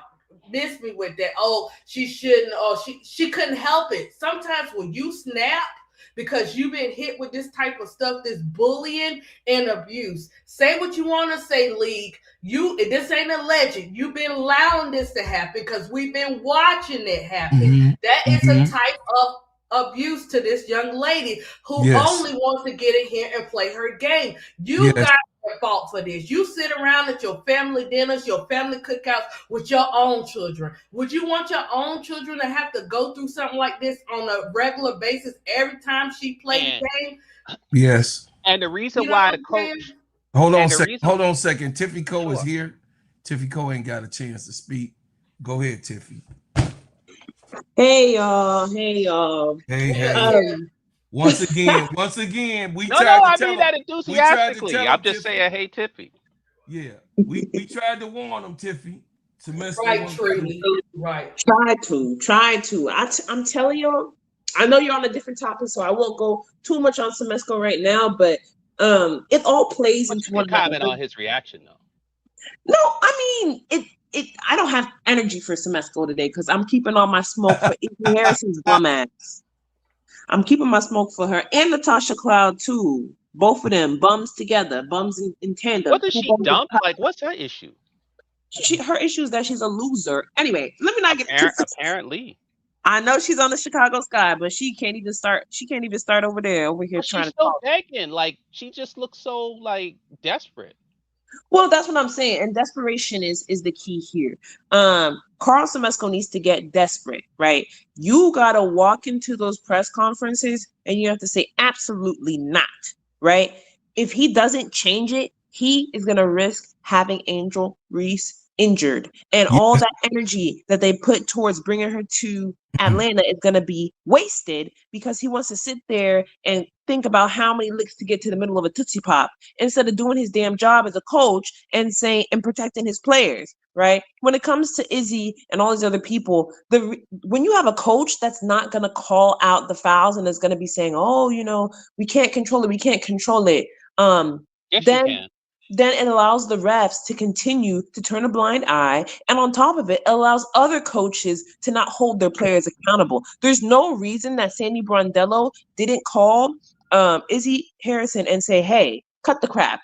Play basketball, leave all the other stuff to the side. We saw the other night, if you guys watched the Aces and Lynx game, Cheryl Reeve was telling Olivia Miles to cut the crap when she was just mocking, Chelsea Gray and them for flopping. And she's like, she said, shut up. Shut up and lock in on the game. That's what Sandy Brondello should have done. But she didn't. She didn't. And that's why her bum ass got kicked out of New York and she got put on the side like 2-day-old trash because she don't know how to be a good coach. And Carl Semesco, the same thing gonna happen to him too if he don't stand up for his players. Like, you can't allow this kind of targeting, this kind of bullying, this kind of harassment. Like, people were trying to say, oh, what Kennedy Carter did to Caitlin Clark was assault. No, this is assault. This was assault. To Angel was assault as well. But this is bigger than like you can't. Yeah, it's bigger than that. It's bigger than that. MSL. She didn't even go there. Look, Cece didn't even, not Cece, but the player. She didn't even take it that far because she know this was beyond that. This is beyond. And the thing about it is, Izzy Harrison is 33 years old. Imagine being 33 years old, beefing with a 24-year-old.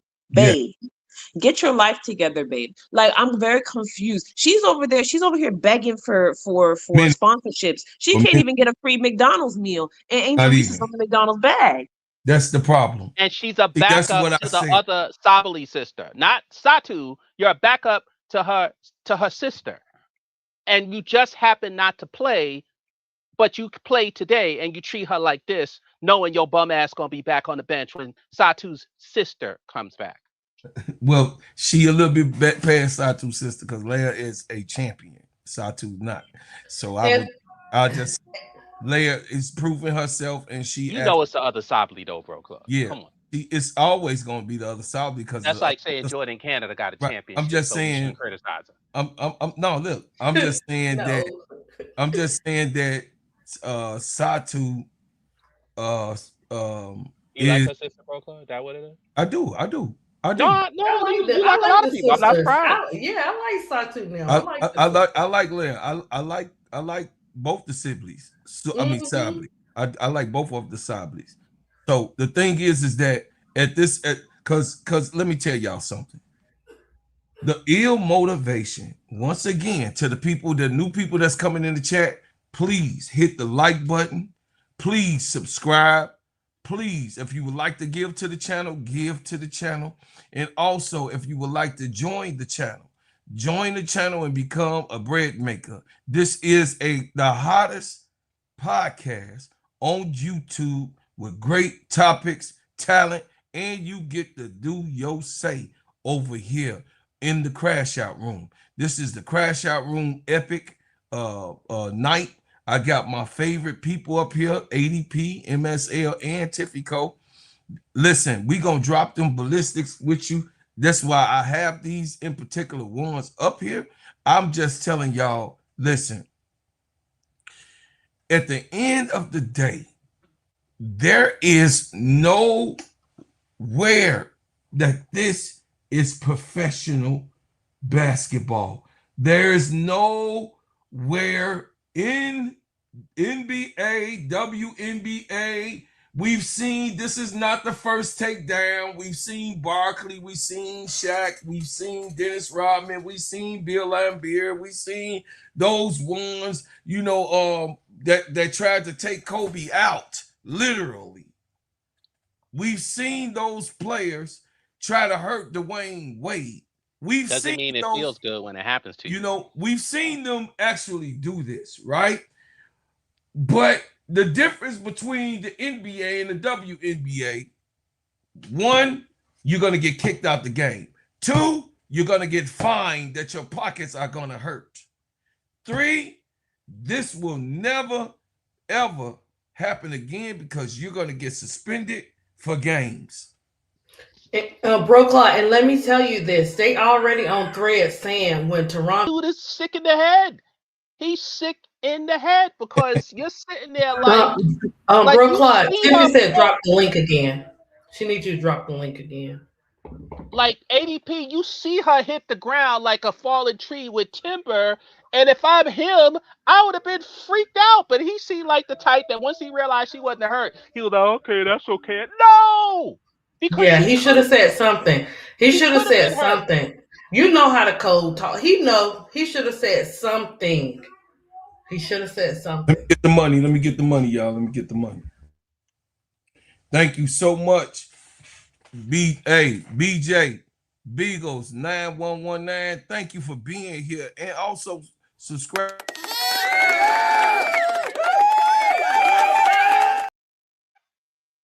If you ain't subscribed, my main man over here, we celebrate our chat.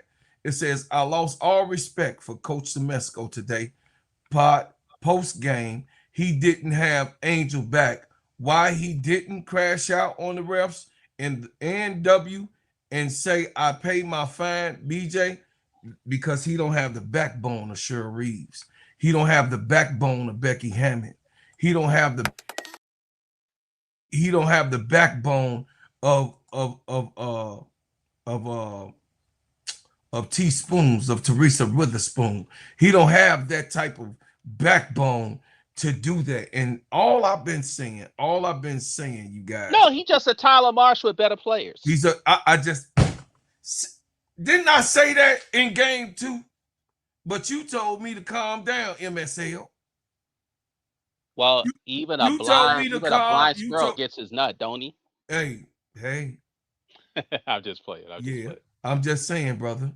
I told you this. I said it in game 2.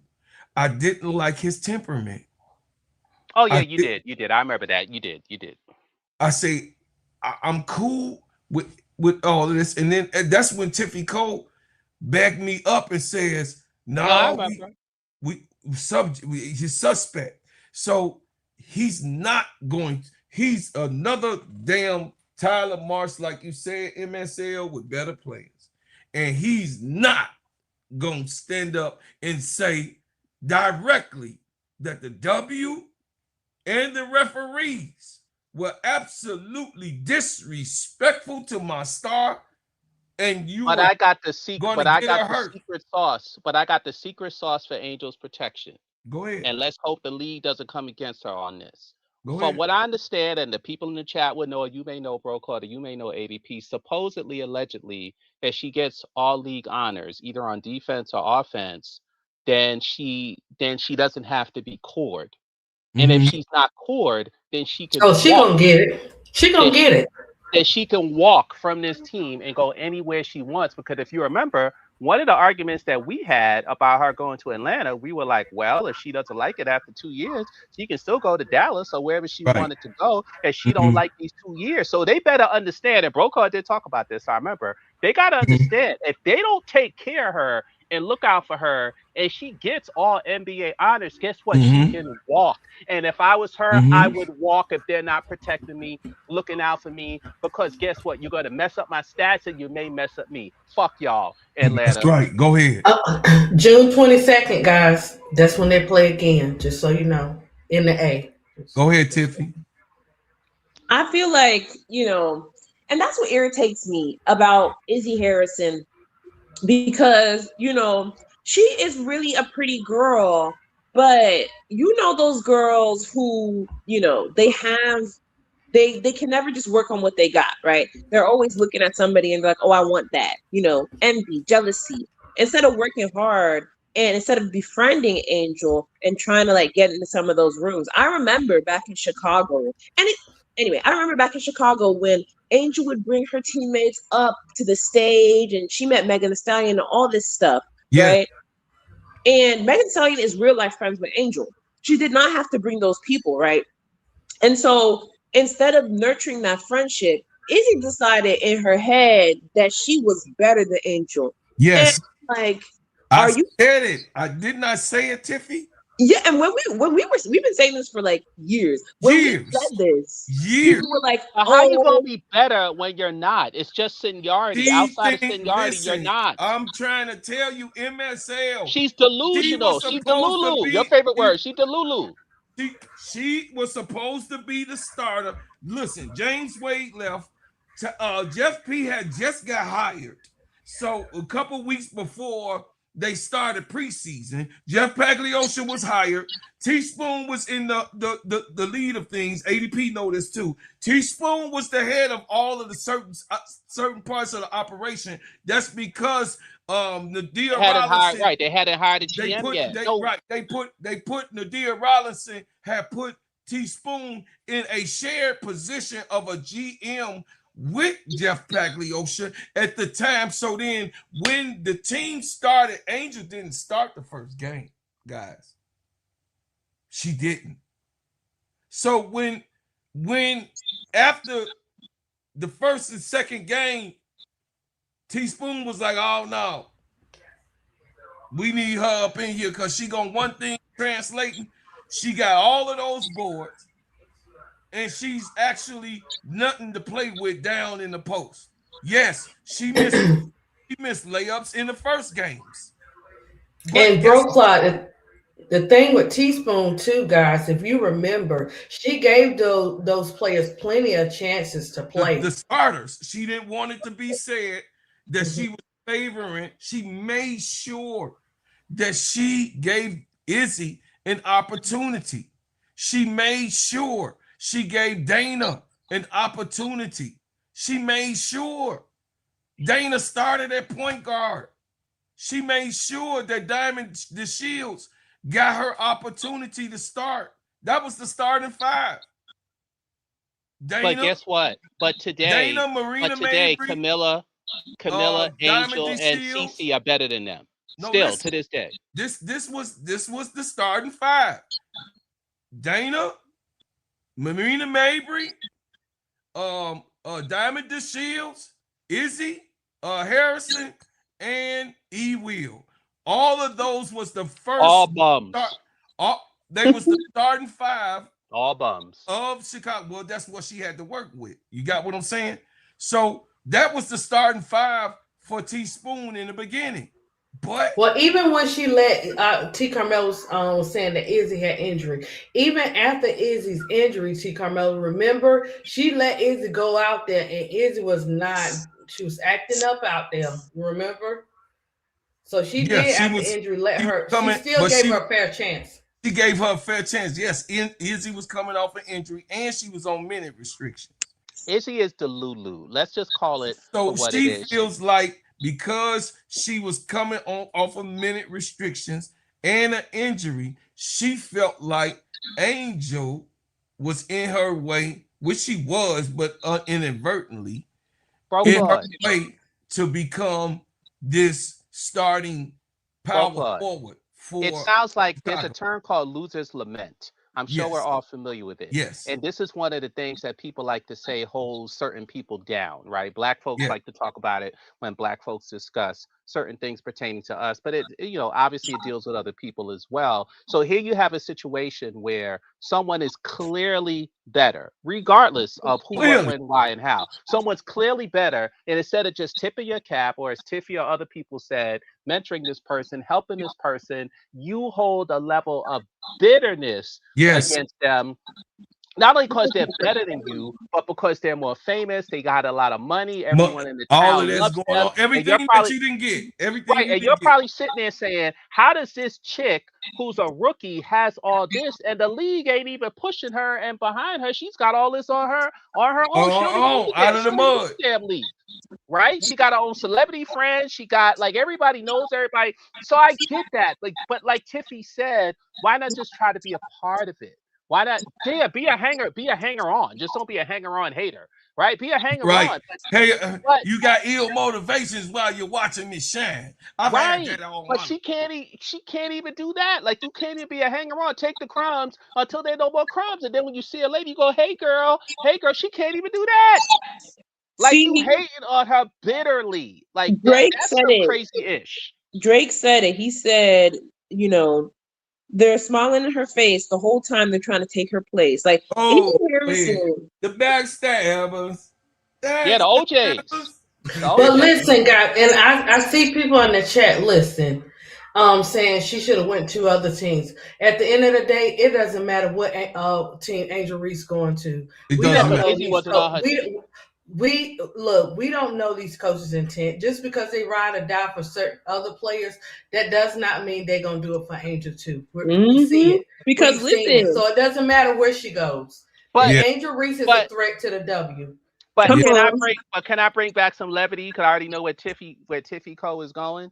If I where am could I just bring back going? some levity. Look, we there there I'm gonna sound like Bro Club right now. I've seen podcasters who I like, and they make videos that sound like a soap opera.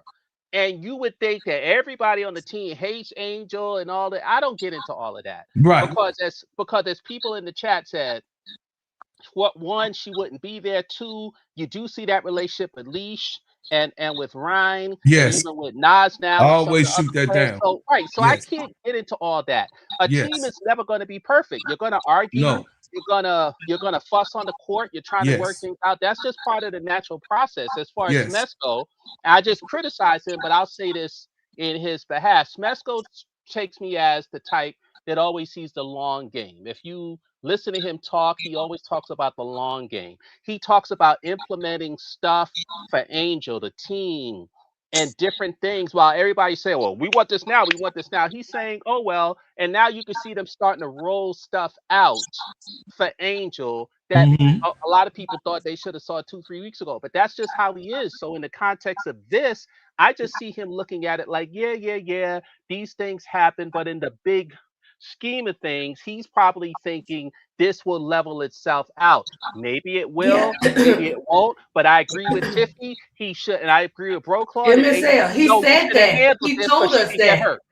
He told us that, guys. He said that how things were gonna go. Did he not, MSL? He told us. We didn't want to believe it, but he told us how it was gonna go down.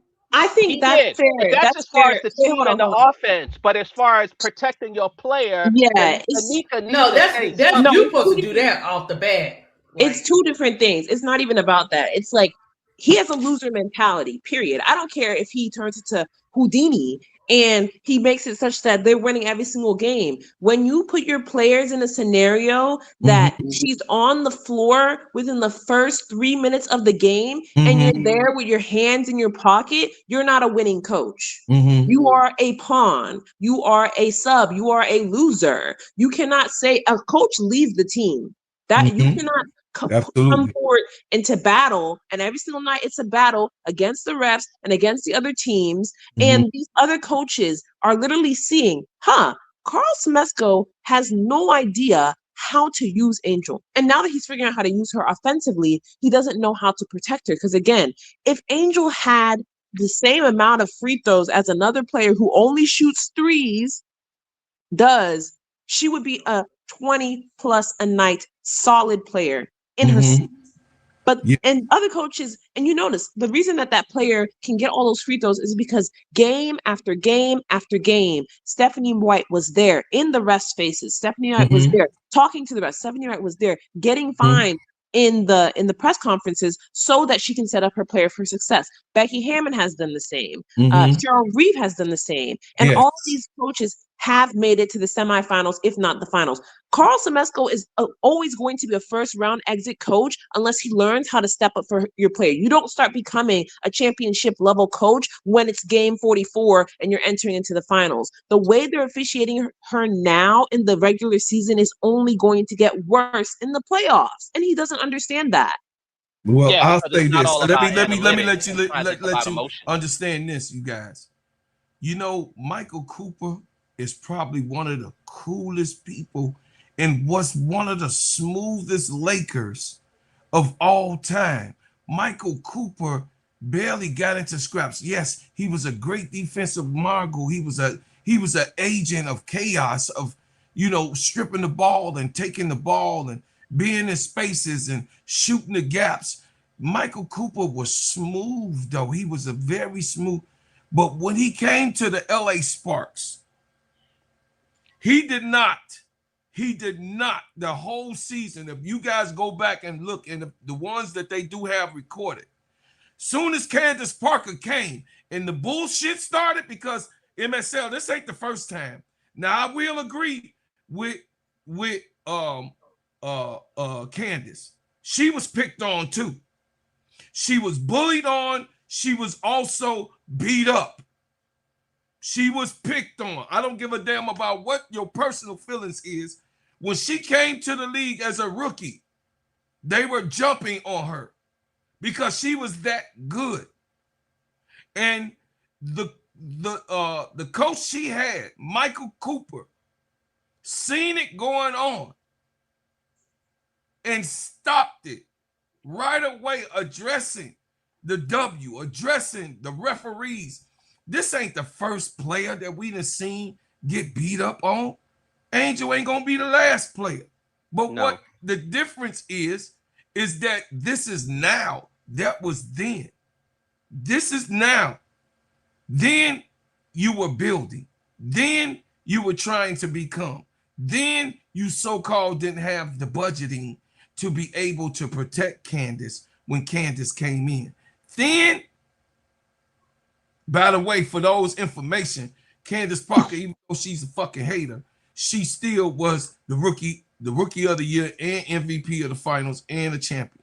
So get on, you know what I mean? We talk about facts, not feelings, even though she's a fucking hater.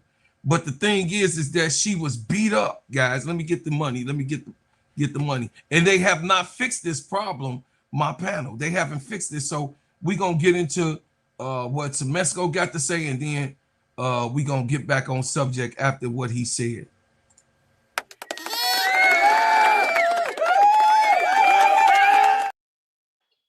Hey, shout out to my boy BG. You becoming, hey man, I appreciate you. You have another super chat, by the way. You cross Angel, she will turn her back like Chicago Sky. With her suspension, she will walk. I wanted Angel in Dallas, BG. Yeah. Jose yes. Seemed like he got a whole bunch of more cojones than Mr. Smesco. Showing up. Mr. 6688. Summer, you already know, Mr. Hey, if one of Reeves' stars was knocked on her ass 3 times in the first quarter and no fouls called, she would have lost her mind. That's a good point. Somebody, Brother Jonathan, you got your whole background, but no reaction from Carl. No reaction. So you're right, Emma. You're right.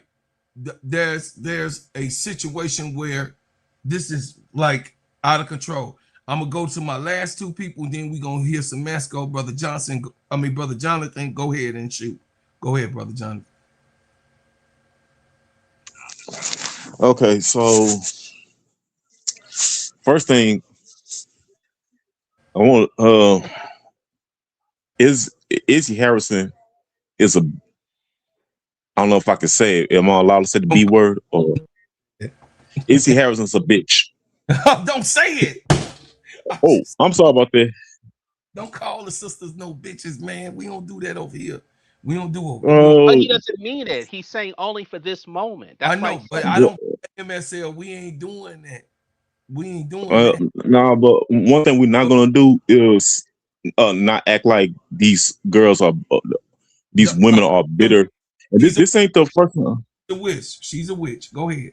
Go ahead. A witch. Okay. Yeah. A witch. Okay, witch is better. Yeah, she's a witch. Yes.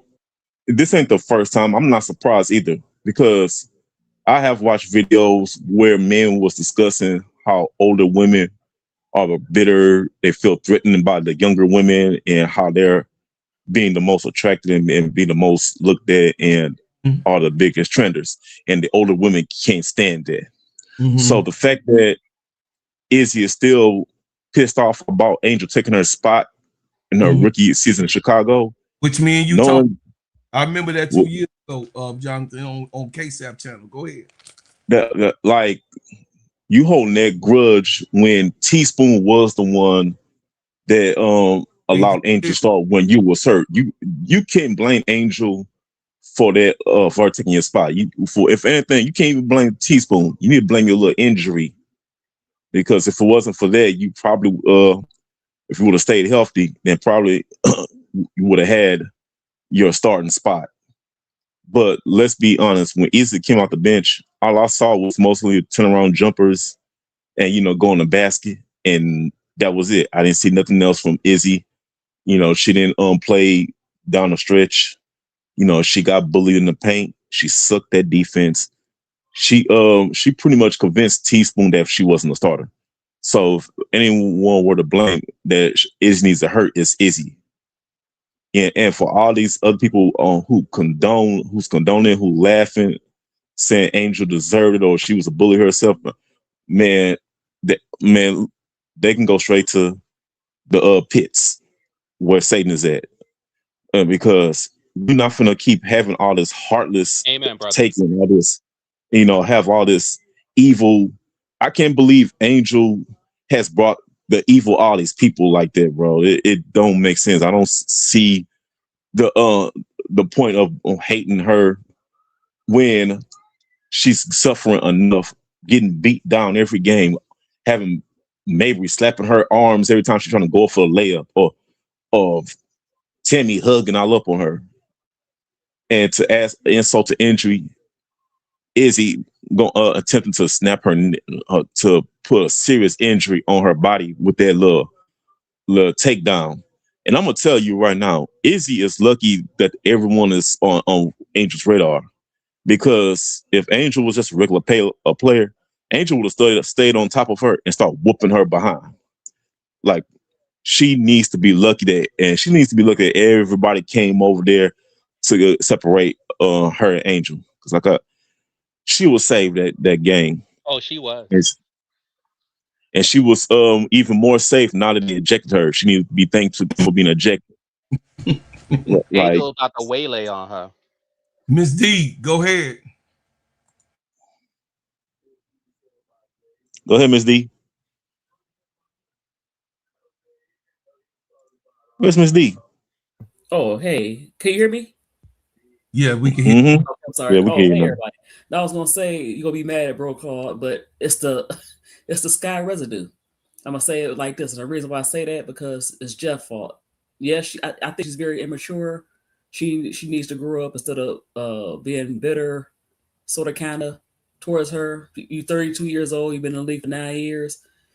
Chicago Sky has a history of promising players that are not starters. That they okay, but they're not starters. And they promised her before Spoon got there that she's gonna be a starter. No, that's not true. Jeff wasn't there before Spoon.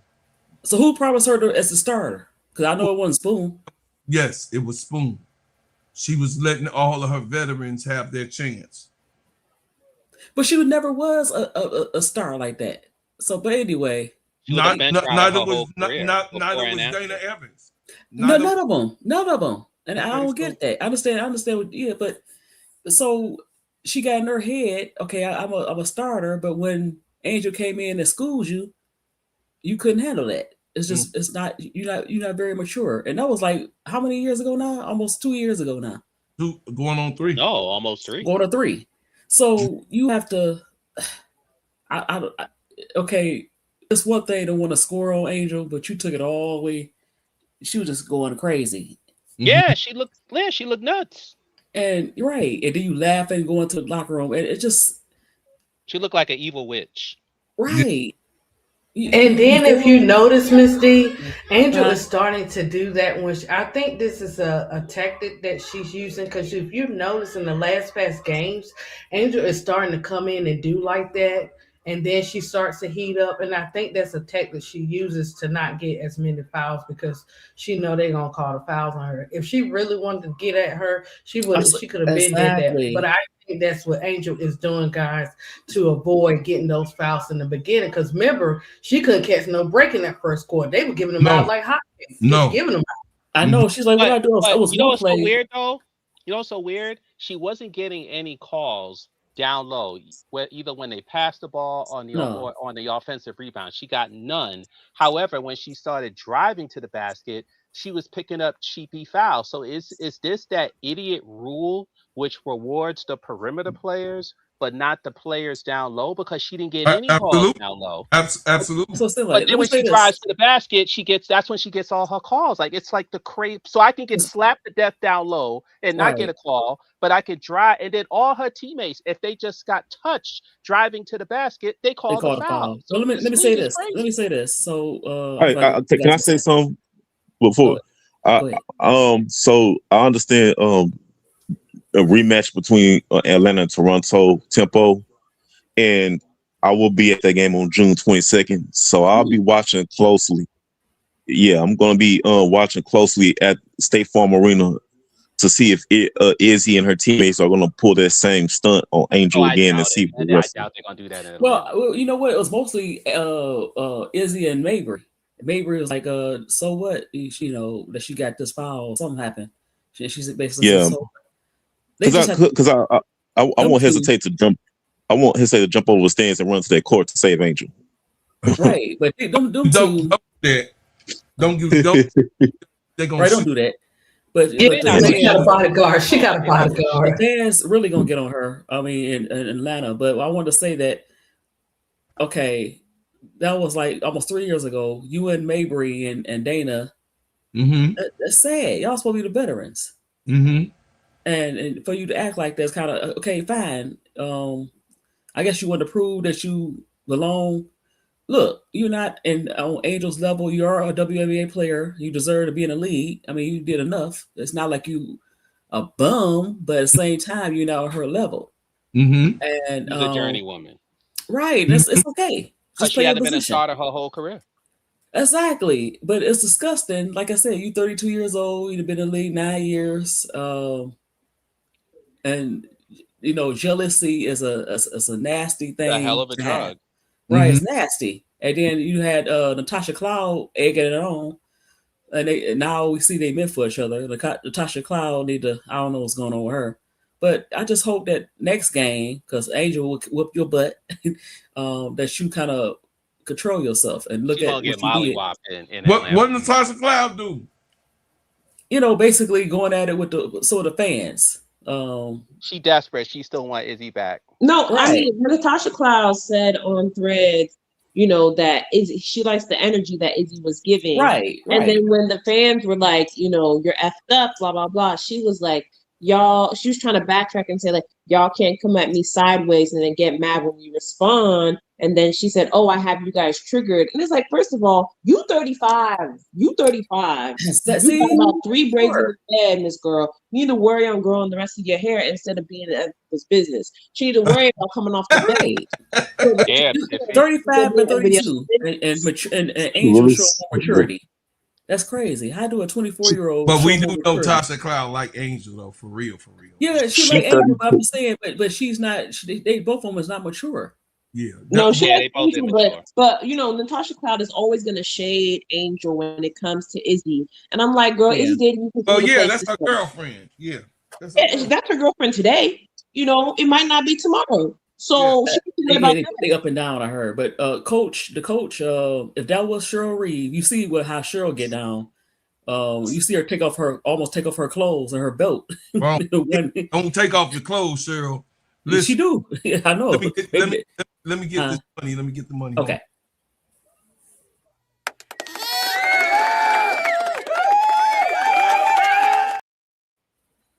Izzy T Brown 22-2.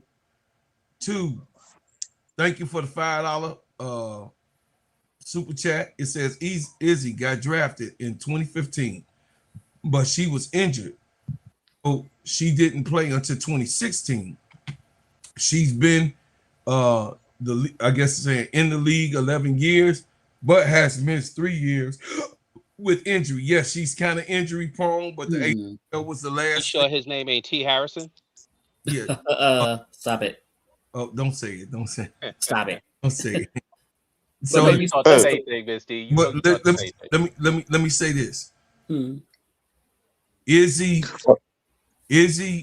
is not a bad player. She is not. No, she's just not a star. But she thinks she is. Right. She's not a star, but she's not a bad player. No. She has a bad nature about herself, and she's a bitter woman. Let me say it again. She's a bitter woman that feels like she was mistreated on the Chicago Sky by Teaspoon, not Jeff P, Miss D. Teaspoon. Okay, she felt like Teaspoon did her ugly and did not give her a real. How does she feel that? That's weird. I agree with Tiffy. I agree didn't with give her a Tiffy said, real chance and favoritism because she said it during the press conference. But then you just said that T gave. Oh, go ahead. I'm sorry, Miss T. Respectfully, I agree with Tiffy and Co. You've been a bench player your whole life. This chick is a 2-time All-Star, will be a 3-time All, far better player than you, etc. How you gonna hold a grudge 2 years later? It's not like Angel turned out to be a bum and you want to get back at her. Exactly, I agree with that. Angel's a great player. Right. So what are you mad about? Like, what are you mad about? Matter. Go ahead, She's a bitter woman that has been left by right, the boy. but it has nothing to do with basketball. She's just a crazy bitter delulu. Yeah. That's what she is. She's a bitter crazy delulu. Because like you said, I agree. Teaspoon gave her the opportunity over Angel. You didn't do nothing with it. How you gonna get mad at Teaspoon? Yes. Angel beat you out fair and square. You did not come in practice. She beat you in practice. What you want her to do? She was ready. She was there early. Let me get the money. Let me get the money.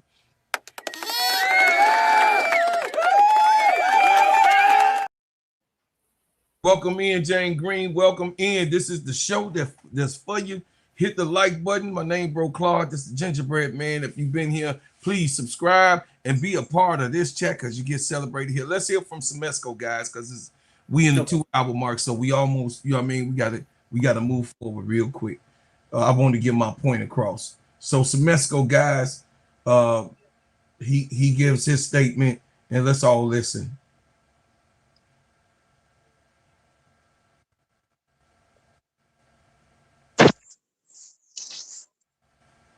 And so many people had a really good game for us. I thought we played really well the last 3 quarters of the game, and so many people had, you know, really good performances. Rye was fantastic. Leash was really good. JC distributed the ball, had 9 assists. Angel just got a remarkable number of offensive rebounds. And then it was so nice to see Izzy's contributions off the bench. I mean, she's just been getting better and better each game, but it's a good win for us, and hopefully we can build upon it going forward. Coach, when Angel's getting set on the offensive glass, how much of a lift that you get those second and third chance opportunities? Yeah, I mean, it helps us. You feel good about taking the shot when you know if you miss it, your teammate's going to clean it up for you, and you know, that third quarter in particular and early fourth, I mean, she was just relentless on the boards. The FIFA World Cup 2026, 104 matches, 48 teams, 16 cities. Let the games begin. Position, grabbing it, putting it back in, just a great job by her to get us extra possessions. And obviously she got off to a little bit of a slow start today, but she really turned it on the second half. Fourth quarter, I think she had back-to-back end ones. Kind of, what does it say about kind of like her growth as a player to be, but some of those early struggles? Yeah, I think you know, just sticking with it. You know, everybody goes through, you know, some tough patches of a game. You just got to keep playing, and just shows if you stay with it, you can you know, turn it around. And I mean, she turned it around in a big way today. Let's go to Glaze. Go ahead, Glaze. Hey, Coach, we talked about a little bit pregame, but being able to, I won't say contain, but maybe contain Sykes and Mabry to holding the 20 points together seemed like it was a big thing for you guys tonight. Talk about it on the defensive side, what y'all were able to do to maybe slow them down tonight. Well, it was definitely a team effort. You know, we were definitely trying to key in on them as much as we can. to make it difficult for them to get easy looks. They're such good players. They can make tough shots, but that's what we were willing to give up, try to keep it out of their hands. If they do get it, at least make it something contested, something difficult. Rye just played incredible defense. Leash really did a good job as well. And then when we'd switch, JC had some turns on both Mabry and Sykes, and she did a great job. And whenever we got hung up, one of our bigs would switch, and, you're guarding really good guards on the perimeter, and they were able to move their feet and at least make things difficult. So team effort, great job defensively. I thought the last 3 quarters defensively were really good. Go ahead, Jamila. Hey, Coach, congrats on the win. I actually wanted to ask you about just the poise that Angel Reese has had as far as like dealing with the physicality of the game, with being fouled, with maybe not getting calls going her way. Just what have you seen out of her? Yeah, definitely it's one of those situations where she's going to be inside, she's going to be physical, and, sometimes not getting the calls, and you just, have to manage it. You can't control it. So you just got to keep playing. And I thought she did that. You have to manage it. You, Semesco, have to manage it. Thank you, bro, Claude. I was going to You ask have you to manage it, Semesco. It's not for her to manage it. You have to manage it, because you have to see that this girl is going to get hurt. You have to see that your player is going to be hurt. And that's what happened with Tyler Marsh.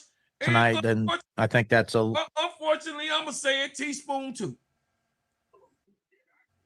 We love Teaspoon. But Angel also, she got beat. Yeah, she got beat up at Rakia. She got beat up. But at least Teaspoon was going nuts and crazy about it. But even though, it's called, when you a person like Teaspoon, when she was yelling, and you guys, we know that she had to be held back and all of the other shit that she was doing on the side. She also, what I would tell you, MSL and Tiffany Cole will probably agree with me. She also, when you're seeing that your player is not going to get the call, she's a rookie, you see that she's getting beat up. It's called load management. Then you have to start saying, okay, I see this player. When this player is in, I don't want Angel to actually be in the game more than several minutes with this player, because they're going to beat the shit out of her. So we're going to switch this. I'm gonna tell E Will to get that, that witch. Get the witch, because E Will is an enforcement. If y'all didn't know that, E will knock your ass down. She don't play no games. For real. E Will from Duke. Yeah, but he got that Mr. Rogers demeanor. I'm not even sure if he could even think about it. I'm just saying, who is the enforcer on this goddamn team? They too That's damn a good nice. question. It should be Okot. Okot look like she run through a wall. Or Well, she will. She will. But who is it? Who is the enforcer on this team? They being too goddamn nice. Here's the thing, bro, Club, which is interesting. He made that idiot comment, but what he doesn't realize is, if he would have made a comment on the officiating, and this is something that none of us have talked about. I know I haven't, but we gotta call a spade a spade. Angel has been in the league for 2.25 years, and it's never been a discussion in the national media about the way she gets fouled. It trickles a little bit with Caitlyn, because they claim they don't like her and she's mugged and all this stuff. But we all know Angel gets way more beat up than Caitlyn Clark, and I don't ever it being recalled in the national media. So now that you got all these black celebrities, etc., who are alleged fans of the Atlanta Dream, and they're watching it, if he would have made this comment, all them black podcasters and cable shows and so forth, and even the white ones would have picked up on this, and then now you would have had to investigate it. And when you see all these videos posted of her getting hung on, hacked, slapped in the neck, slapped in the head, there's even one where she got slapped in the face in this game. Mm-hmm. Right, which also makes you wonder, are you trying to mess up her face? Like, why are you slapping her? Why are you slapping her in the face? But so there could have been so much more attention that could have been shown on this, because the only way to get them to stop doing this is once you shine a light on it, that they go, oh, too many people know, we can't do this no more. But as long as people don't know, or they think they're going to get away with it, they'll keep doing it, and you blew that opportunity, Smesko, unless you do it before the Indiana game. You little Mr. Roger Shipley librarian sweater wearing pop. Let's listen to the rest. Large reason why she had such a great second half of the game. Go ahead, Wilton. Congrats on the win, Coach. One of my first questions is, obviously, Isabelle, her scoring kind of came in different ways. She had a 3, a layup, free throws, and another late 3. I want to ask, how valuable is it when you have a young bench player that kind of just fits into the flow? Well, I mean, she's very valuable and she's really talented, and we're very committed to making sure that she gets quality minutes off the bench. Last couple games, I think both games have been over 15 minutes, and she's today was probably her best game of the year. She's had some good ones, but this one was really to the next level. She gave us a spark in that second quarter where we were able to make a run despite being down double figures. So I thought, she did a good job defensively. She's guarding some 4 players and then guarding some guards, and she's doing a good job with her communication. I just think each game she looks a little more comfortable, and she's really talented. So that talent's coming out now. And one quick follow-up. You kind of alluded to it already when you talked about the defense, but specifically in the second half, what you guys were able to do to slow down the tempo. What did you like about your team's defensive discipline?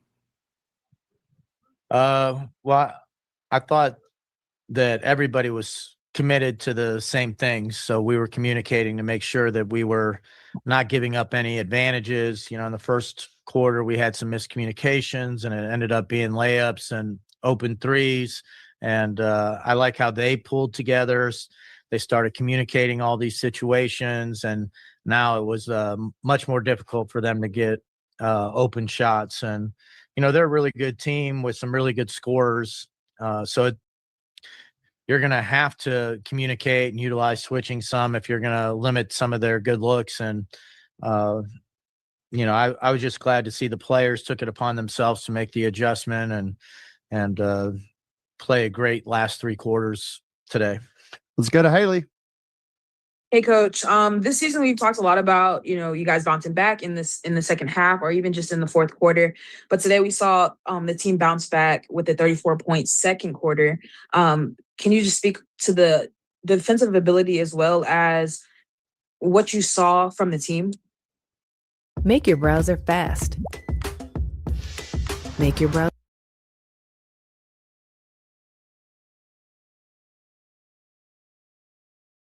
When you play better defense and you either force turnovers or tough shots, it's a lot easier to get into your transition game. And I thought we were committed to running in that second quarter. We were really pushing it. We were getting the corners filled, and now we were able to space them out, move the ball, get in the paint, and then we made good decisions once we got the ball to the paint.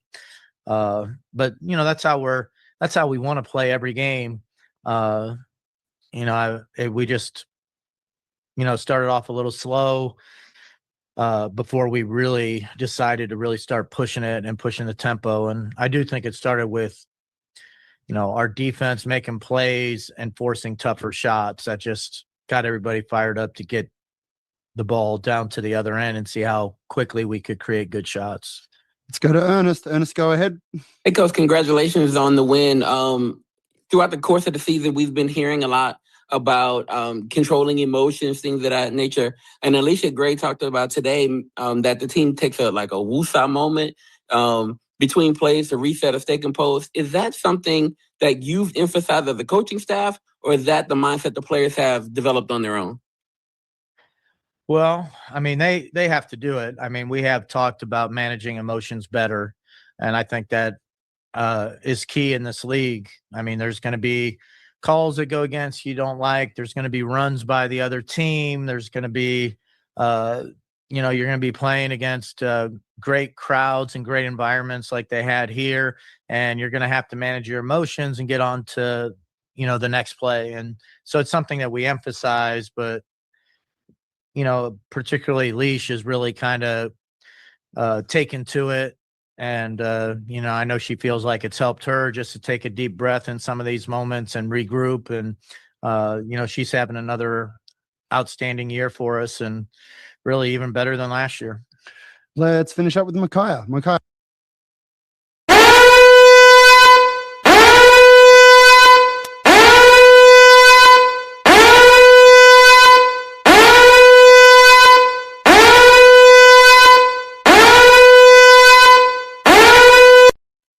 See, I can't make this shit up. I can't make it up. This shit, I can't make up. He should have said the emotions, yes, maintaining our emotions, that's what we have to do. But tonight, it was a situation where it went too far. See, this was his chance to say, it went too far in this game, and emotions got really high. And I think the way that the refs managed the game made this go over the top, where two players that was being competitive now had become to clash with each other. This was the time that he had the advantage to say that Angel was being motivated by Izzy, underlying motivation of old tension. No, it's not make-believe. The announcers even said that it's something, much longer, much stronger. The announcers can even know, even saying, even though Semesco, you may not know what the hell happened or who the fuck or wherever it happened. But this is my problem. Coach, you have to say what it is. Angel was in a situation where she was not the aggressor, where she was looking to get calls for things and plays that she did not get. Izzy and her had tension amongst one another, and the referees did not come and soothe the game. There's nothing wrong with that. That's not even a goddamn fine or that, because that's what happened. It was a ball over. It's facts over feelings. And I'll let y'all go. I'm done. I don't even want to hear no more of this shit.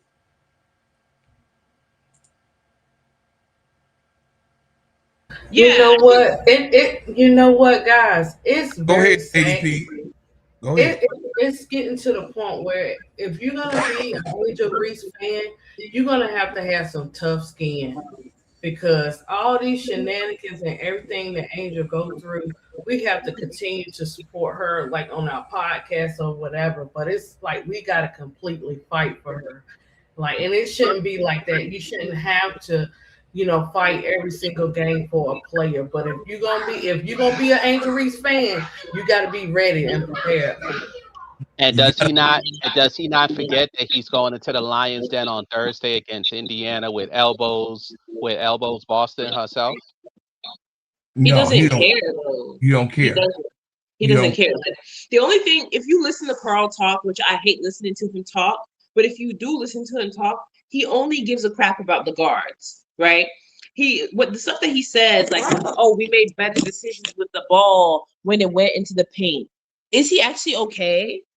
He's talking about better decisions with the ball. Like, it's nice that Ryan Howard don't be shooting bullshit. Oh, excuse me. That Ryan Howard don't just be shooting BS in the middle of the game whenever she feel like, but we got to make better decisions with the ball in the paint.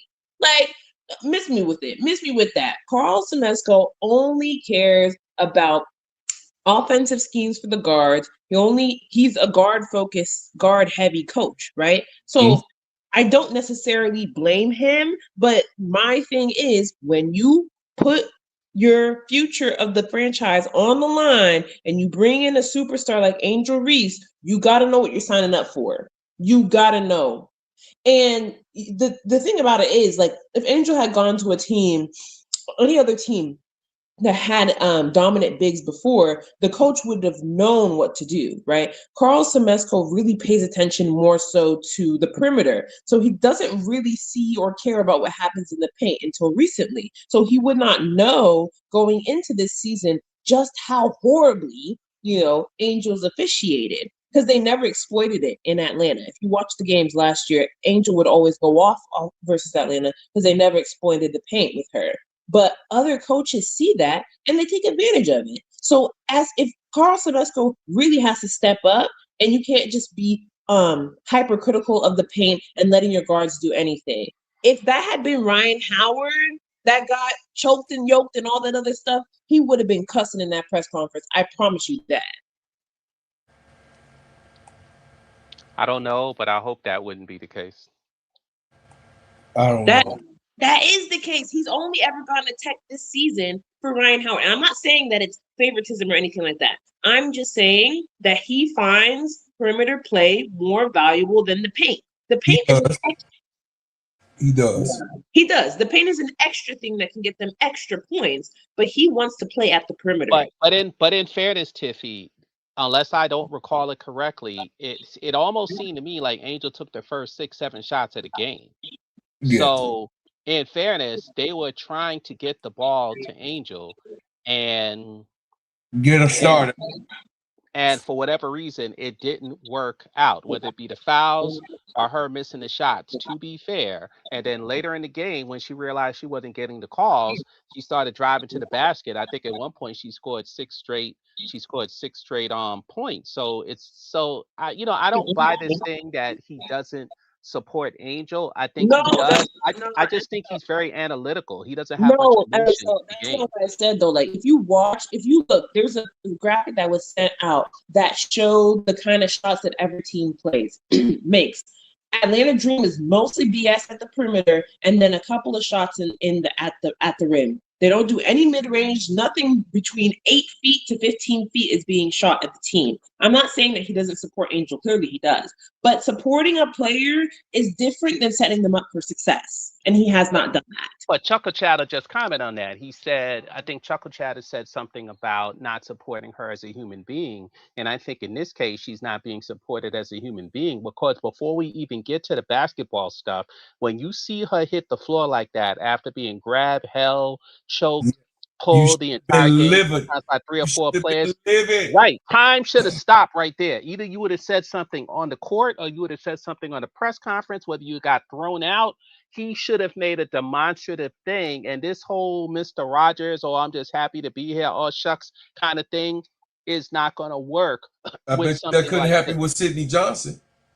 Right. And he's supposed to be a nice cuddly eraserhead type of guy, minion looking type of guy. And look what he did. So I'm sure Angel's going to talk to him. I'm sure Angel's going to talk to that assistant GM, the little pretty black girl you always see near the bench. She's the assistant GM, Brooklyn, I think her name is. I'm sure she's going to talk to him so she can talk to the GM, so the GM can talk to the president to be like, hey, something needs to be done. And I know she's not going to come out and say it clearly, but the innuendo is, if I'm all WNBA something, I'm getting the hell out of here if I don't feel I'm being protected. But that's the thing, though. Angel should not have to do that. If a good coach does that for their players, a good coach, look, Paige got that. Look at Natalie Nakase. She says, I would rather me get the tech than my players get the tech. She's a good coach. And she literally said, she's getting that tech rescinded that Salon got because she was clapping. She said she was clapping at me. Carl would stand there while the refs Angel breathed too hard. The refs give her a tech, and Carl's over there standing there, wondering how many spins around the sun we've done so far in the year. He's not doing nothing on the sideline except for staring.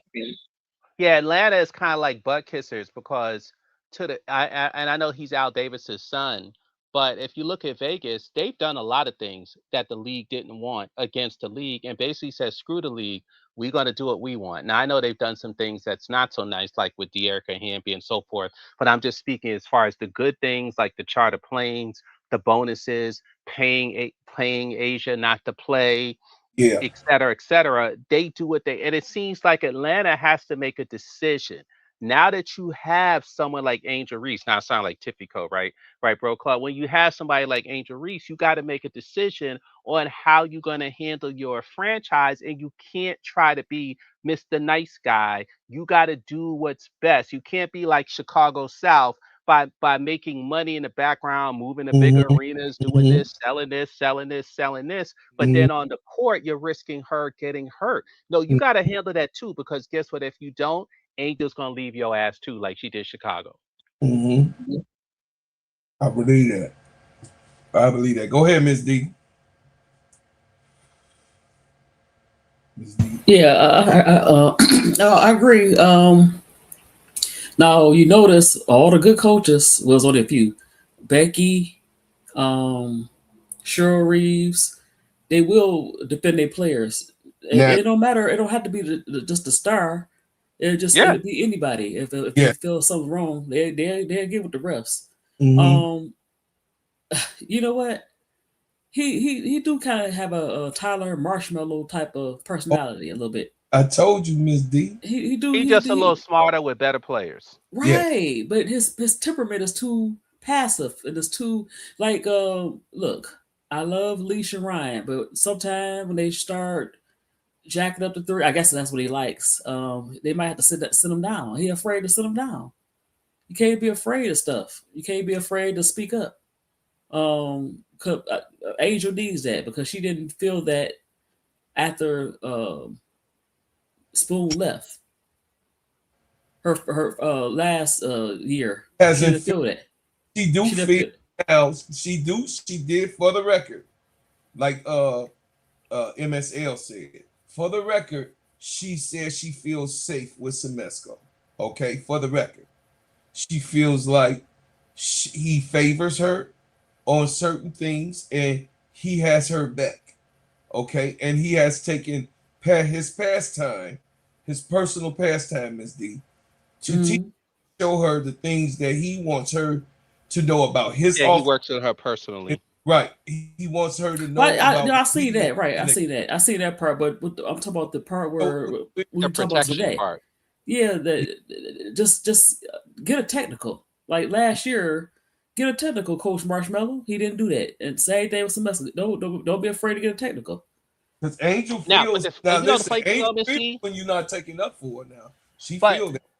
But bro, Claude and Miss D, I think the problem with his personality type is, and I know it's a cliche to say he's an analytical guy, but he's an analytical guy combined with having a low key personality. So where the analytics come in, is that you look at everything as a progression, not at the moments, because you think everything will balance out, right? That's why they say shoot 3-pointers, because even if you hit 33% of them, it still equates to 50%. But when is he gonna learn? When is he gonna learn that Ryan Howard shot them out of a playoff win? Absolutely. Because I think there was better. I still think even last year there was better than the Fever, even without Angel. It was better than the Ryan Fever. shot 38% from the field last year, 38%, and Leash was much better at 45%. Yeah, but when it came down to the playoff game, she shot him out of it instead of taking it to the hole and drawing fouls. She just kept chucking up shots. At some point, you had to say no, and that's what I'm saying. His coaching, let's just hope that he learns a lot. And Bro Claude knows this very, very well from covering Michael Jordan. A lot of times when we think a coach runs a team, it's actually the players that run the team. And that's the problem. And I'm hoping that Angel now, but remember, Angel is holding something over their head. They don't have first round picks for the next 2 years. So if Angel walks, they're left holding the bag. That's what I'm saying. So he Angel got to has get it together. power. Angel has power over them, and she just has to communicate it to the coach and to her teammates that, hey, if we want to win a championship, this is what we got to do. But Exactly. like what y'all are saying, before we even get to the basketball stuff, dude, I could have broke my back out there today. I could have bruised my tailbone. If you bruise your tailbone, you're out for what, a month, 2 months until it heals?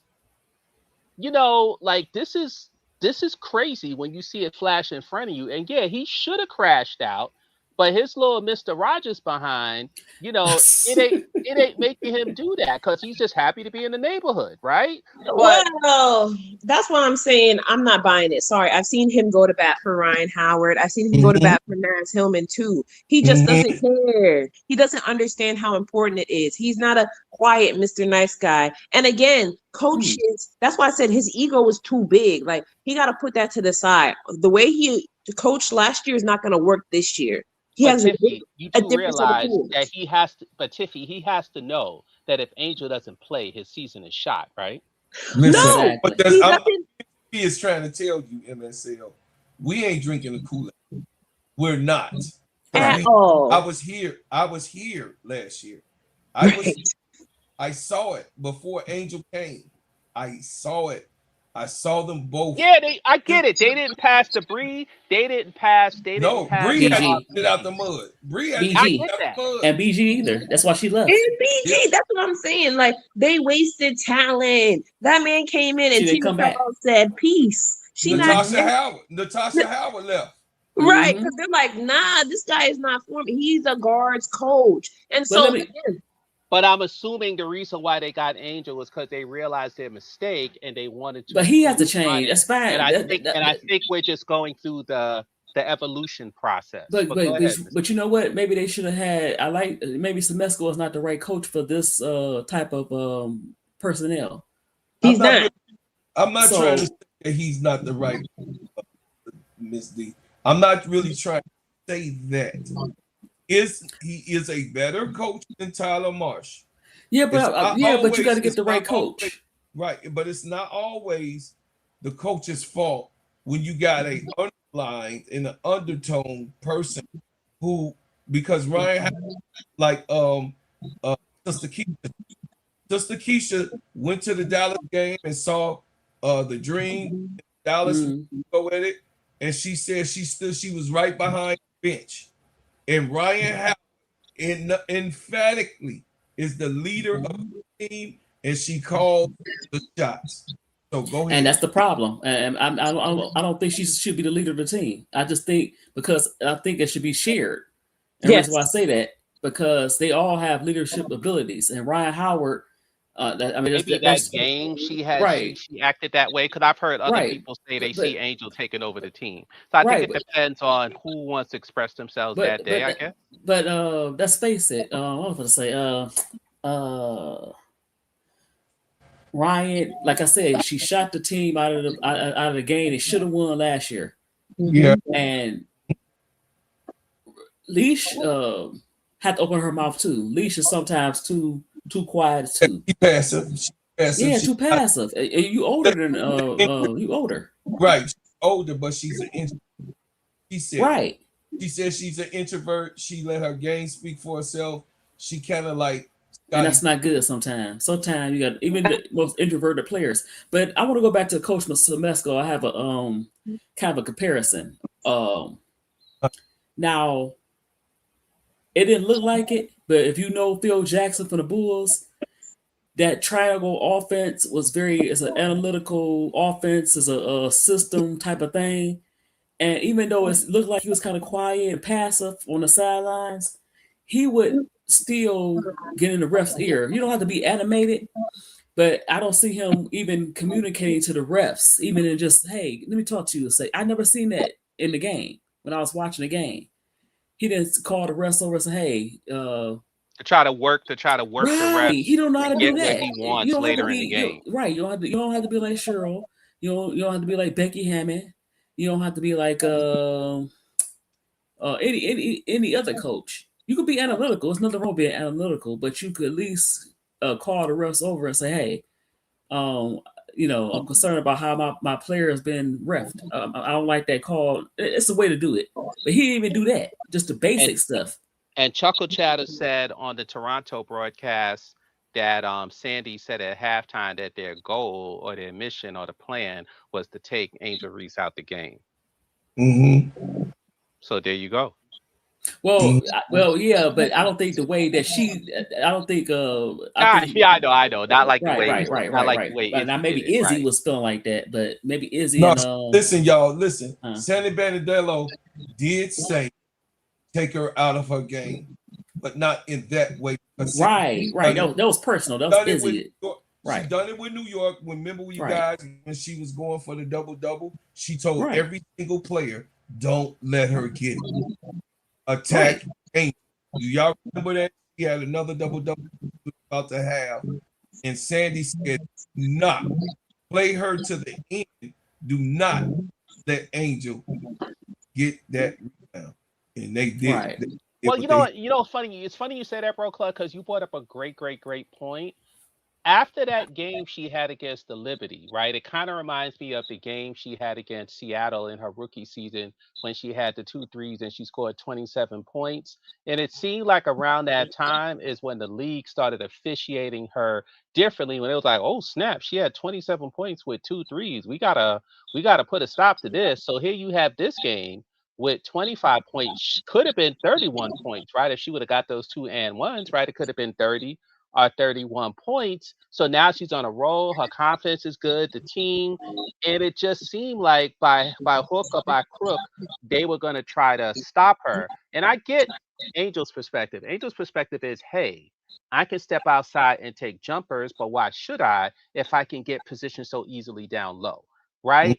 Or she can go, hey, I'm going to drive to the basket, but why should I when I can get positioned so easily down low? So eventually, yeah, she did start to drive to the basket once she realized she wasn't getting any of the calls, but it shouldn't have to be that way because when you can seal someone so close to the basket, as soon as you turn around, unless it's not a clear Barbecue chicken. block, you should get the benefit of the doubt because you got that position and held it. I've never seen this before where a post player can get clear position in front of the basket, get hacked, and don't get the foul call. It's like the craziest thing. It's not like she's taking a runner from 12 feet away off balance. She's getting the ball where she should, turning around and shooting. She's getting hacked, or you get the offensive rebound, you go up, you get hacked, and you don't get the foul.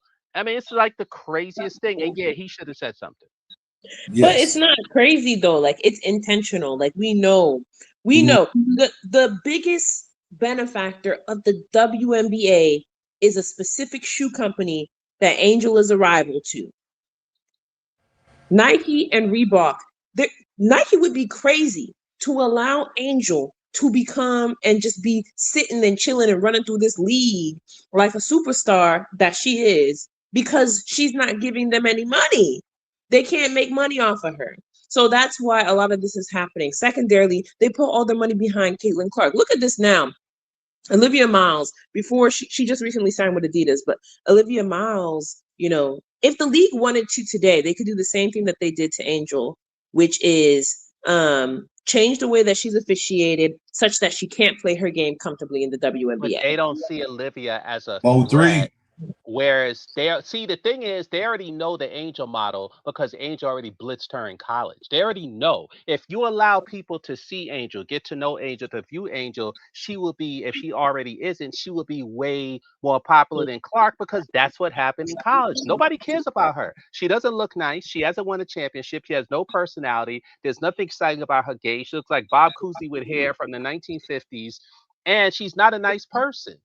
She's not on the court. I'm saying she's not a nice person on the court. So what's there to like? But they've hit us with all this propaganda telling you, oh, she's the most popular this, most popular this, most popular. Well, why was it that she was only making $500K in NIL until 2024? How come she didn't have a Nike deal until 2020, until 2024? How come all her NIL people were, guess what? Official WNBA sponsors, which fee had already dropped dime on that they hooked her up.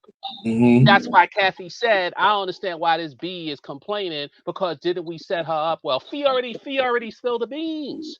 And we already knew this because Erica Hamby already said the league picks and chooses who they want to be stars. So as we've discussed many times on this show, they offered that to Angel and she said no because they asked her to get rid of her manager, do this, do this, do this, do that. And Angel said, no, I'm not going to do it. And even on that same show, Angel intimated that Kathy don't like her. She didn't say that, but she said something to the effect of, I would like to have a conversation with Kathy. I'd like to talk to her one day. I've never spoken to Kathy. I've never had a conversation. Stuff like that.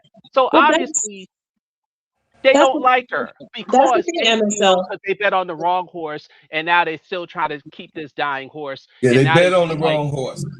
exactly. It's But not go even ahead. about betting on the wrong horse, just that, like, because there are other Nike athletes. The issue is like Olivia Miles does not threaten what Nike is wanting and what the league is trying to do with Paige, right? They didn't really have anyone to push this year. They don't really care that much about AZ.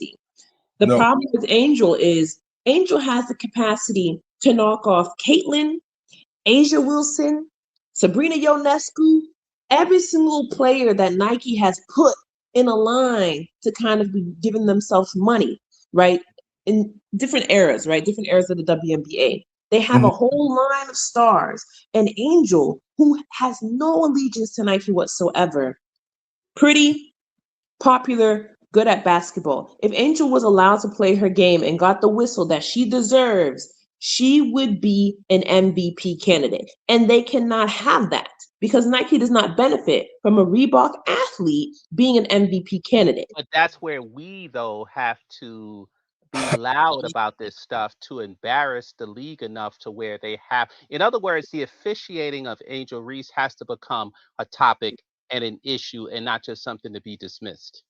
Yeah, I mean, you got Because to it's been hidden under that level. Sorry, Tiffy, it's been hidden under that level for the last 3 years because the first 2 years, the first 2 seasons, they tried to tell us it was all about Caitlin Clark when people like I and Brocard and others, and I'm sure you, Tiffy, knew it was all BS because if that was the case, because I mean, let's call a spade a spade. If you do a Google search right now and you say who made college basketball or whatever, they'll say Angel Reese and Caitlin Clark. They're both there. So the argument that we make to tell you that all this is fake, at the very, very least, you should have promoted both players because the college game is more popular than the professional game.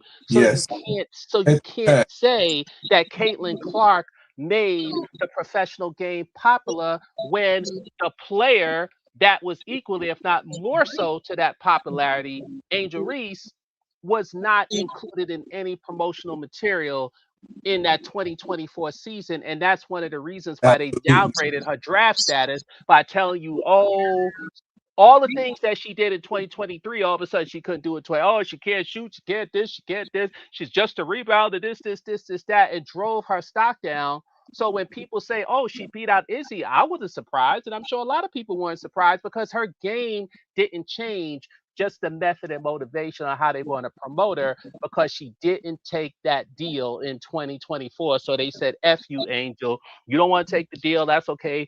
That's fine. You want to go at Reebok? Okay, that's fine. You don't want to go with State Farm? Okay, that's fine.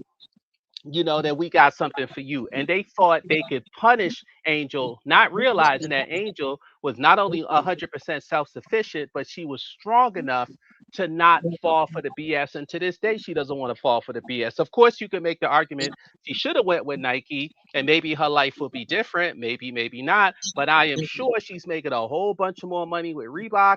She has a whole lot more control and she wouldn't have the ability to hook up her friends like she does with Nike because they got 8 WNBA players, whatever it is, where she has her own fiefdom over there at Reebok. Absolutely. And this is what, guys, I gotta do it. I just gotta do it. Everyone to pay attention, please. I have to say it. This league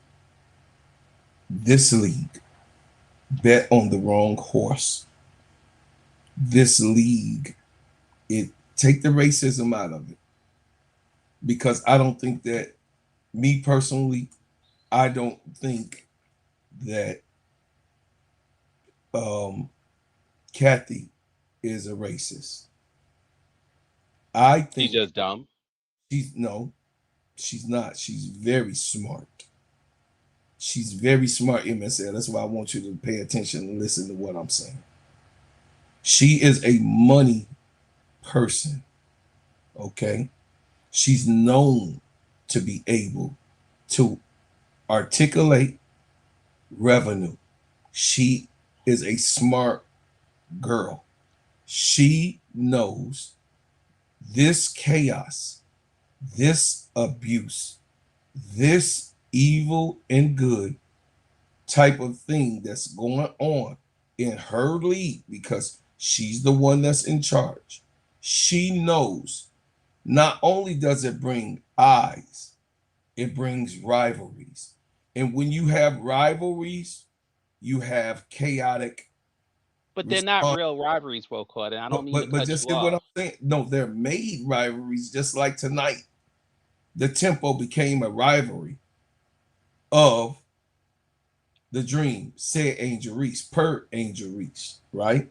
Because why, MSL? Right now, if you go to Twitter, right now, Atlanta saying they can't wait. It's on the calendar for Tempo to come to Atlanta now. That part I get, and I'm only going to interrupt you for this, bro, Claude. That part I get, but regarding the Clark Angel thing, I think most people on this panel would agree you didn't have to try to pretend one was good and one was bad in order to get She people didn't care. interested. She didn't care. She But wasn't. they promoted Angel as bad. And matter of fact, even in that national championship game, the WNBA could have shot that whole stuff down about Angel and the that finger ring thing was the dumbest thing ever. Like nobody cares, but they made that into an issue, and the league or Caitlin Clark never stopped it. So my thing is, most of those people who support Clark, they don't watch the league. As a matter of fact, bro, Claude, I ran into a guy the other day who was arguing about this. Mhm. And I said to him, and I said, he said, "Oh, someone who shoots 15% shouldn't shoot 3-pointers." And without getting into all the reasons why she should, I mean, you guys all know the reasons why. Ultimately, I said to him, so I said, "Oh, so basically what you're saying is there are other players in the league who shoot less than 15% from 3-pointers. So are you saying that they should stop shooting?" And then he goes, "Of course," like he thought he had me. They should stop shooting. I said, "Well, guess what? Luckily, you're not a coach because their coaches are going to tell them to keep shooting." And you know what he said to me? "That's what's so bad about this league. That's why I don't watch this league." 95% of these people who support Clark, if they're real, they don't watch the damn league. And if they don't, everybody thinks they watch the Fever. I don't even think they watch the Fever. Most of these guys do not support the WNBA. These are like right wing guys from Outkick and Fox and all of these sites that just don't like women. They don't like the sport. They're chauvinists and they just support Clark because she was the great white hope, but she was promoted as the great white hope. So, to your argument, bro, Claude, how can you cater to fans that will not support your sport? I think the money Kathy got was the same thing the WTA did when they took all the Chinese money circa 2012. They started doing all these tournaments in China because they were being paid, in the Middle East or the so-called Middle East because they were being paid, but they didn't get any more fans. They didn't get any more eyeballs. They didn't get any more viewers. And they alienated their core base in Europe, in the European tour, because they couldn't go watch anything in China, but they just took the money. So Kathy may have taken the money from Nike. She may have taken the money from Deloitte Touche. She may have taken the money from all of these people. But guess what? The people who actually support your sport don't like Caitlin Clark. The real people who watch the WNBA every day don't like Caitlin Clark because they know what's going on. The people who claim to like Clark don't even follow the sport. And ultimately, I think Kathy is digging a grave. This is why lately you've heard them start to criticize Caitlin Clark, because I think they realize that people don't really like this chick. The promotion and the PR that they're doing is falling thin, and people are seeing through it. And all these right wing idiots, they're now going after her, probably because the Fever realized they can't deal with this anymore because she's such an asshole. Yeah. Well, MOB, how you doing? Welcome to the panel. You. Oh, this Mo 3. What's up? What's going on, Mo? Go ahead and get on in here, baby boy. I already know I love Mo 3. He a sniper. Go ahead, Mo. Hey, I kind of came late. I don't know really what y'all talking about, other than the uh the Did you the watch the last game? the last. Yeah, I watched the game. Hey, something weird happened when I after I watched the game. I usually go to like ESPN and go look up the stats and stuff. And I saw that Alicia Gray had 7 assists, and I don't even see where that happened at. Like, did she be stumbling to assist? Because I swear the whole game I was yelling at her to pass the damn ball. She refused to pass the ball. The one time during the end of the game, close towards the end of the game, when she passed the ball to Barlays, I was shocked. I'm like, oh, she passed it. Took 2 dribbles and passed it. I'm like, what? I don't know. With Alicia, I thought used to think Jordan Canada was the problem. I think it's Alicia, man. She's worse than Kelsey Mitchell when it comes to passing. Yeah. I don't know. I when looking at it and bringing it to my attention, I have to look at it again. But it was a lot. So when it started getting chippy, my attention grew more. But I was, because I was out, so I could only listen. Watch it. I couldn't listen to what was going on. But Angel was not. She didn't have a good start. We all could keep it a buck. She did not have a good start. She did miss a few layups of her own. And when you look and analyze it, it was because she was getting roughed up on the other end. So by the time she comes down, you guys got to understand, man. I played this game, bro. When you get elbows, when you get slapped, when you get tugged, when the hands is around the waist, and when they throw you off when you're trying to attempt to go and jump and get a ball, that is tiring. You know what I'm saying, Mo3? That is exhausting. So some plays, Angel did get down court a little later, but then there was other times where I did see this one, Mo, when you guys remember the time they had the fast break and Angel had a hand up and Alicia Gray got the ball and it ended up going to Nas and then it went back to Alicia Gray and she chucked it. Do y'all remember that? Yeah, I was screaming at her too. I'm like, pass the damn ball. Yeah. So, but she had a chance to get it to Angel when Angel flashed. Remember, guys, when I tell y'all this, I don't be making it up. When Angel flashes, she has a clear path to the basket. Most times that she flash for her hand to say, hey, I'm open. She does not do that like most other bigs do because they just want the ball. Angel sees an advantage that she has in that particular second moment to put her hands up the flash and say, hey, I got something here. And they still have a little bit of failure to communicate or touch base with her on that. But they could clean that up when they watch film. But I do think that, it's a rough patch when it's the beginning of the season. It's still the beginning. We're not in the middle of the season. We're going towards the middle of the season. I'm not going crazy. I'm not nuts about the coach because I said this Mo3, which you already begged me up in ADP. Camilla is Camilla. All right. They want Camilla to be this mega superstar, whatever it is. She's not that right now. Okay. I accept players for what stage they are in their development. But Angel is a star. She wants it. She has the motor. She drives to be better. She wants to be better, even after her mistakes that she's made in the last 3 years.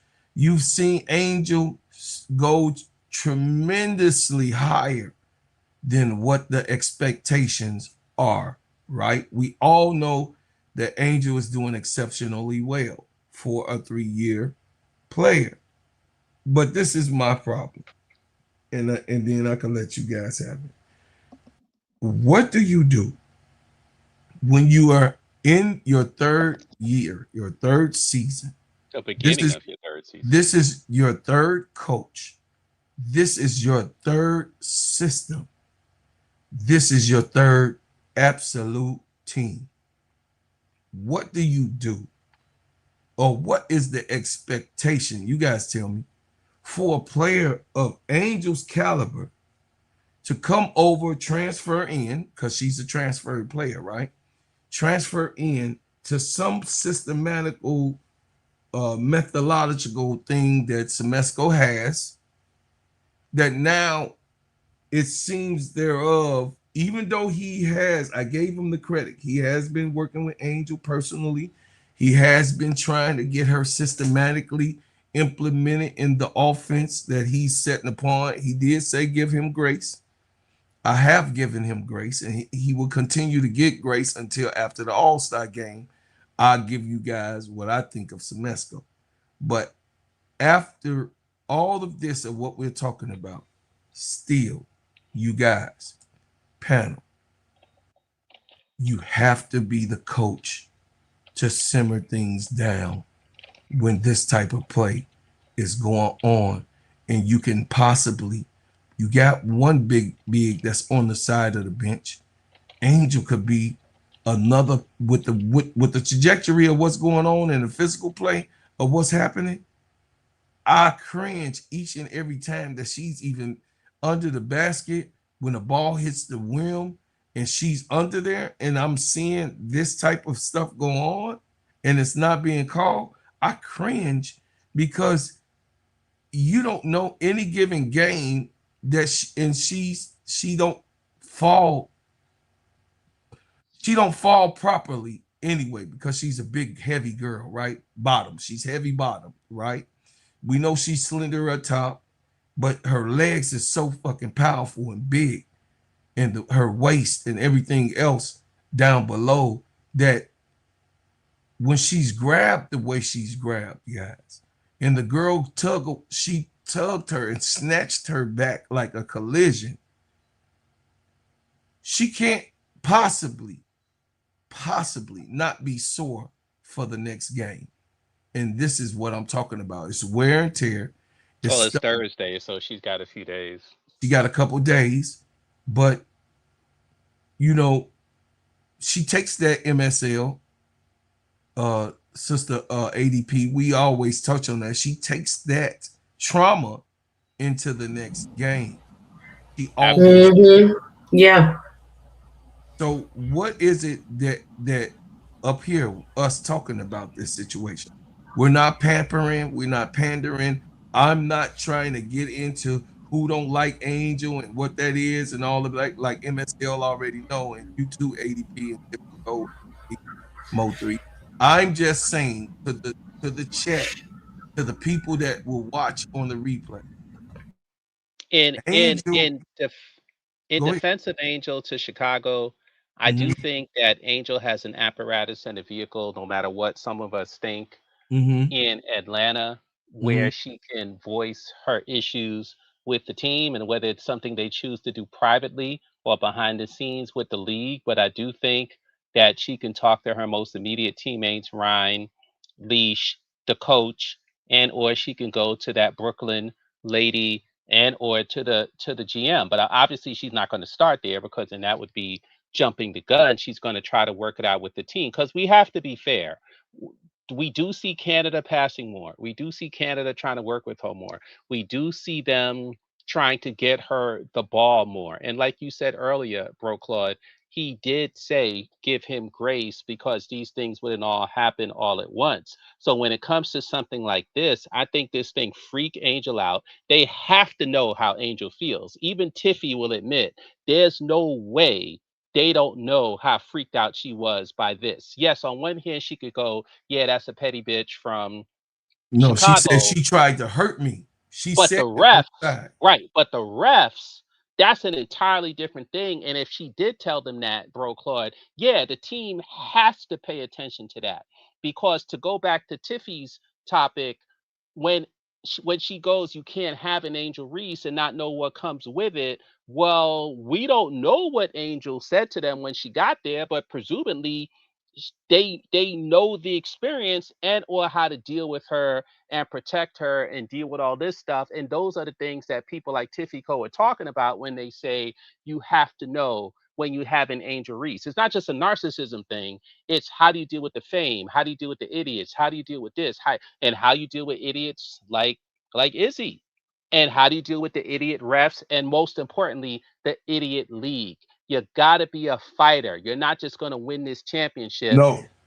by yourself. You're also going to have to fight the league. You're going to have to fight the refs, and you're going to have to fight the idiot players. And that's the kind of thing I guess Tiffy Co was talking about. And the whole team has to be in on it. And this is what we all thought when she went to Atlanta. And hopefully that's what they're doing.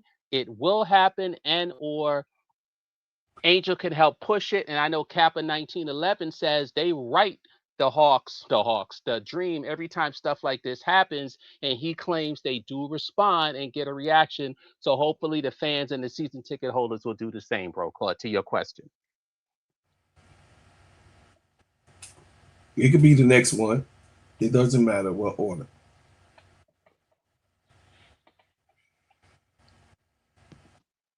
All right, no takers. I guess I'll go. Mm-hmm. The refs, I think, I mean, nah, I'm just gonna say it. Angel has the worst whistle in the WNBA, and it's ridiculous. She has all right, she has one of the worst whistles. No, she and has the worst. Because the but scrubs don't count. yeah, that's what that was gonna be my next point. But she absolutely by a far wide margin has the worst whistle of a star, not even a superstar, just a regular star. She don't have a whistle as good as them. And it's just ridiculous because what happened, Angel could have got hurt today because of the Yeah. refereeing. The refs allowed it to go like that because they, from the beginning of the game, they was letting Izzy play bully ball. Yes. Yep. And they wasn't doing anything. And when Angel started to get upset, they went after her. Like Right.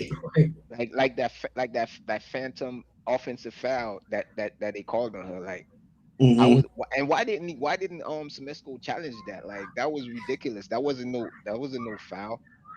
Like I don't You talking know about the what the heck. last one when she got the 5th foul? No. And that was her third foul. Third foul. That was the third one. I know Yeah. exactly what you're talking about. Yeah, that was right after the confrontation, right after when Izzy turned the ball over on the travel, and then Angel slapped the ball. Ball down. Mm-hmm.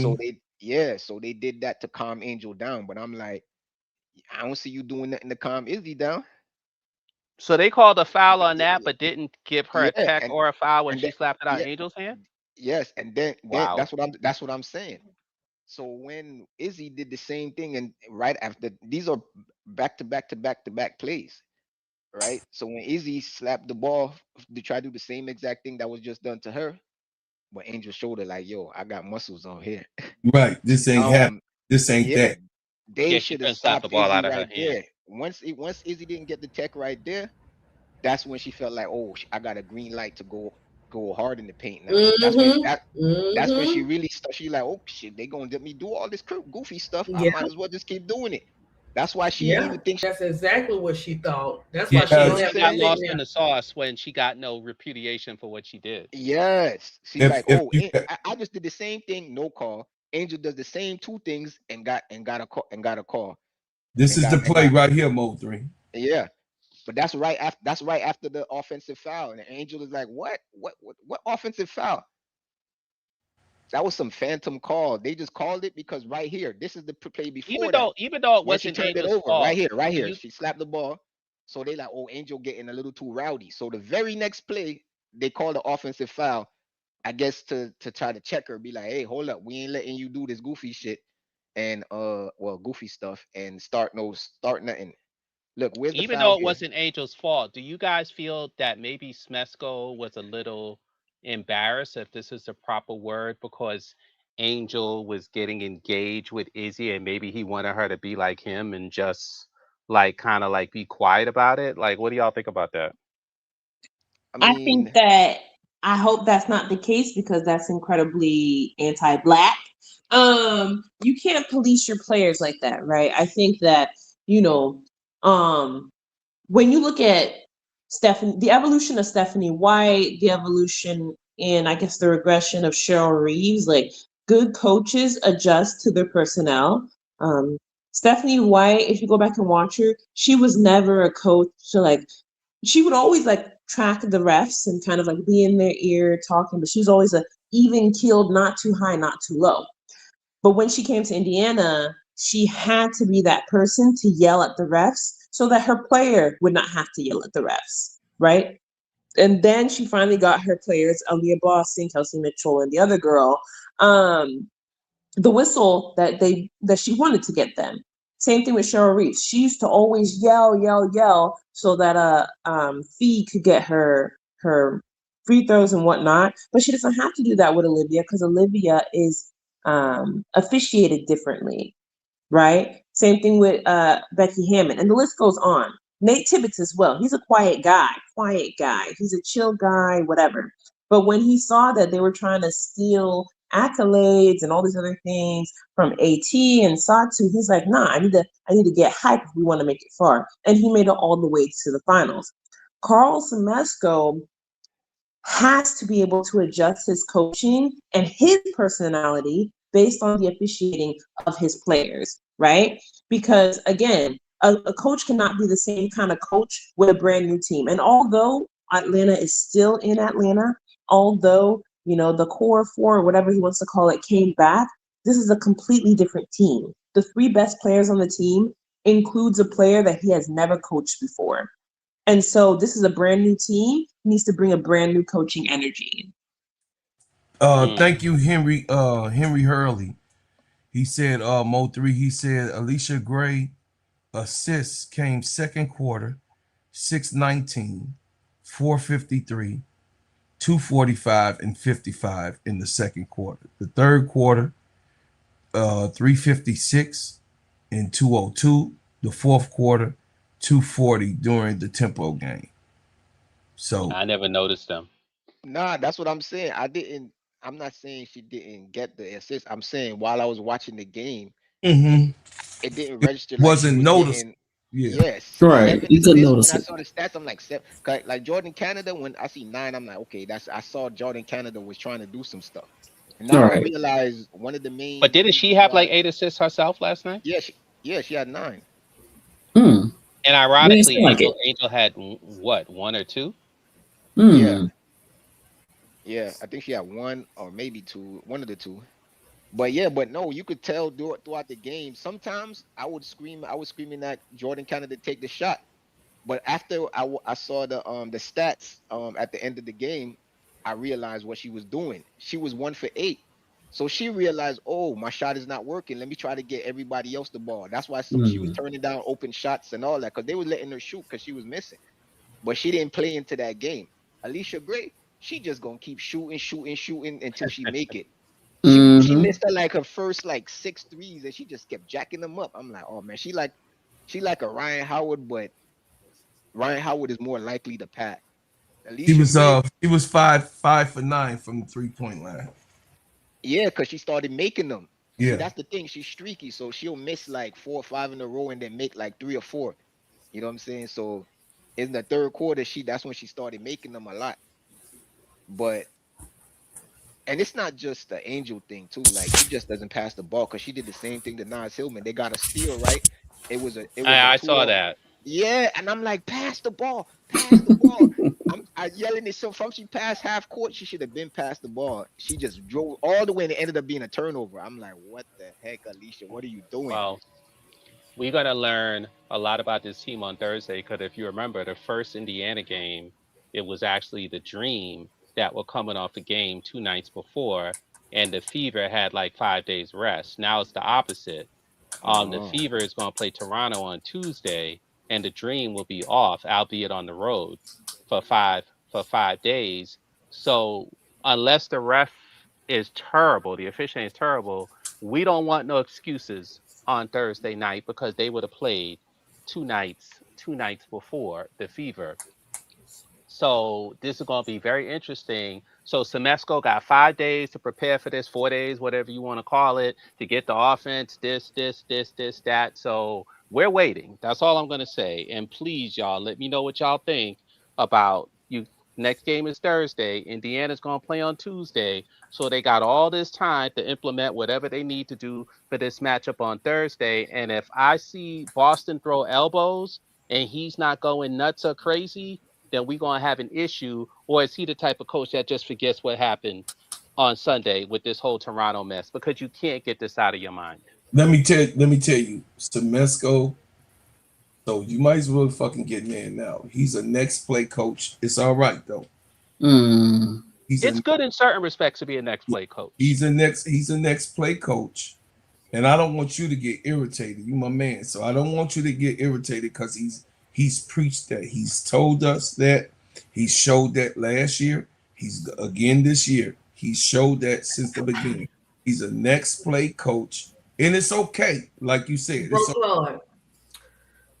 He can be a next play coach all he want to, but they are roasting him all on different platforms. I'm telling you, from here to social media, they're not playing with him. And I'm gonna tell you the same way that Tiffany and them that night got on him. The next time they played, the next day was game day. You seen him change stuff up, do certain things. It was like they were listening, bro. I kid you not, to everything Tiffany was saying, and the Dream wound up winning that game. So go ahead. I don't think this bro this time. If he do the way they getting on him on social, and you know one thing about TikTok in particular, they don't let stuff go. They replay. So if he let this go and we go into this next game, I don't want to hear nobody complain about the Dream ain't playing right, because we can't keep avoiding these players' mental health and say push on and play the next game like that. Right. Something has to be done. Something has to be done. We're gonna see, because I'm kidding you. I think it was me, Tiff, Gummy Bro. We was on late and everybody was giving, talking or whatever. And the next game, the Dream wound up pulling the game off, and everything that Tiffany was saying was in that game. I'm just saying. You know what? He don't have to be animated. I just want to see him. They show him on the sidelines in the ref's ear. That's all I had to do. Be in the ref's ear, and maybe he'll do something behind the scenes where he's contacting people behind the scenes. Do that too. He did, because I was a Bulls fan, Miss D. He different. Like watching Jordan them and watching their coaches and stuff, they were all in them refs. They didn't play. Yeah, but Phil Jackson and Doug Collins. He did it a certain way. He did it a certain. Phil was more animated. I mean, Doug was more animated. Phil Jackson was more. He would get in the ear. He wasn't too animated all the time. But that's all. Look, you don't have to be animated, but we need to see you. Right. I see what you're saying. We need to see you at least go over to the refs, point out some stuff. That's all I had to do. But it don't seem like he did that in yesterday's game. So I don't know. Nah, I don't know. I don't know what it is. I don't know if Carl and the boo didn't, the white boo didn't do what I told them to do, but we ain't got time for that. We need that pick rock water stuff. We don't need no puppy dog stuff for real. This is not a matter that's gonna go away. This time this one is big, guys. I mean, I keep going back to social government, and they still lighting it up. They said, look, they're gonna light it up for the day, and then they're gonna start back up for tomorrow. This is not ADP. This is not a conduct thing. It's not an etiquette. It's a life thing. It's a real life situation. Yeah. And I just don't want baby girl to be in the snap. Yes. To be in the situation where she was in Chicago, where she had to defend herself, get fined by the league because she had a quiet coach who never fucking said or did anything and reacted and took it on himself. Okay? Just like Nancy Casa. She said she was clapping at me. She wasn't clapping at you guys. She was clapping at me to make the call. She was not clapping at you. And I just want him to be a little bit, I'm gonna get off of Semesco. He asked for grace. I'm gonna give him grace. He asked for us to watch the process. I'm watching the process. What I don't like is that at times, he can be too quiet in needed situations. And that's all I At times. Well, along with watching the process, you have to watch your players' mental health. Let me tell you, when I taught pre-K for those 12 years, I would those kids that were a part of my life, so they had to be treated. For me, I treated them the same way I treated my kids. I protected them. You weren't gonna treat them any kind of way. You weren't gonna talk to them any kind of way, type of thing. Yes. So as a coach, he has to do the same thing. You brought her here.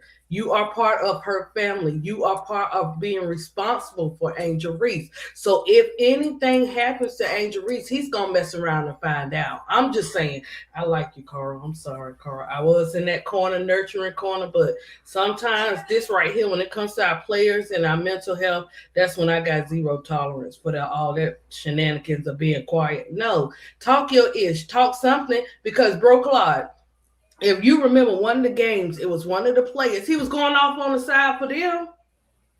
Yes, he did. And like Keisha and Tony always say, if smoke is there, fire is there. And I believe that it is. I believe it is smoke for him being more vocal, but the fire has to come out of him when it comes to times like this, because it could have been calmed down, guys. I'm just saying, it could have been calmed down. Like Mo3 said, these was plays that was happening back to back. This wasn't a situation where, okay, in sporadic sprees of the game, this happened and this happened. No, this was going on simultaneously, but behind each other. So it had to come to a situation where you have to, as a professional coach, a professional ref, a professional basketball player, and the players that's around you, say, hey, let's keep focused. Let's cut this bullshit out and let's play the game and beat these MFs, which they was going to do anyway. But, I would say this, guys, and we're about to get up out of here. I would say this, y'all. I want Angel just to be happy, okay? And to be great. Whatever comes to her, me personally, because I have a personal tie with her, I want her to be as great as she can possibly be. I don't want her light to be dimmed. Chicago, Atlanta, wherever she chooses to be, and wherever she calls home, that has to actually be home. And I think that the girls do love on her, ADP. Miss D, I do think, and Tiffy Co, I do think that her teammates do pour in a lot of love, but god damn it, y'all, you got to have some type of fight. You have to bag her up. You have to show aggression to the other team. And no, do you want to brawl, Bro Claude? Is that because of all I brought? No, I'm not fucking saying that, but somebody got to get pushed around. I'm just saying. And and you see this in the NBA games of late, because the women's games have been kind of brutal. But when it's getting chippy like this, Angel should not be the fall guy. Alicia Gray should not be the fall guy, and Ryan Howard should not be the fall guy to do those. Bro Claude, we can't go. We can't. It stops here. Action starts now. We can't see Angel break down like that again. And I mean that. We dealt with that last year. But this one right here, this was different. This was cold, guys. We got a serious problem.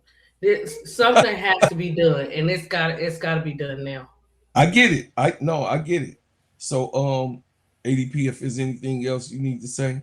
Angel could have also got thrown out and suspended if she would have took a swing at her. Yes. So and then and she would have got so much bad publicity from that. And fine. So yeah, and MSL, fine. you could go ahead. And that, yeah. Oh, I have one more thing before we end, and that's what I'm talking about. If you ever notice that's why I had to start watching that show Snaps. I have not watched it in about 3 years. But if she had a snap, you know what snap means when a person snaps, they're not thinking. Okay. So she could have done that today. So they have to do something. A person can only take so much before they do snap, and there's nothing nobody gonna be able to do about it. But that's it, Gummy Bro. Okay, go ahead, MSL. Um, no, it could have been a very, very dangerous situation. She could have hit Izzy. She could have, I mean, Izzy was already on the floor, so she couldn't push her down because Izzy had already taken her down because it looked like she was ready to cold cock her. Now, whether she changed her mind or her teammates got to her first, like ADP just said, you don't want a situation where it even comes to that. Once it comes to that, that means something crazy has happened. And it wasn't a flash moment. We all watched that first quarter. It was a buildup because she constantly got hit with, and so many weird things happened with the ball and nothing was done. But as she reached her hand out and touched someone, they blew the whistle on her, but then people can clobber her 3, 4, 5 times, no call. As ADP said, a person could only take but so much. So I do think that there's going to be a team talk. I do think that Angel is going to express her feelings to the team, to Smesco, and if Smesco blows her off, Angel may or may not say, okay, well, you know what, I'm just going to keep trying to make this work. Or just like with Chicago, she can keep all this stuff in her head and she'll be like, you know what, if I'm not getting what I want and I have the ability to leave, I am going to leave. And they have to know this. They have to know this.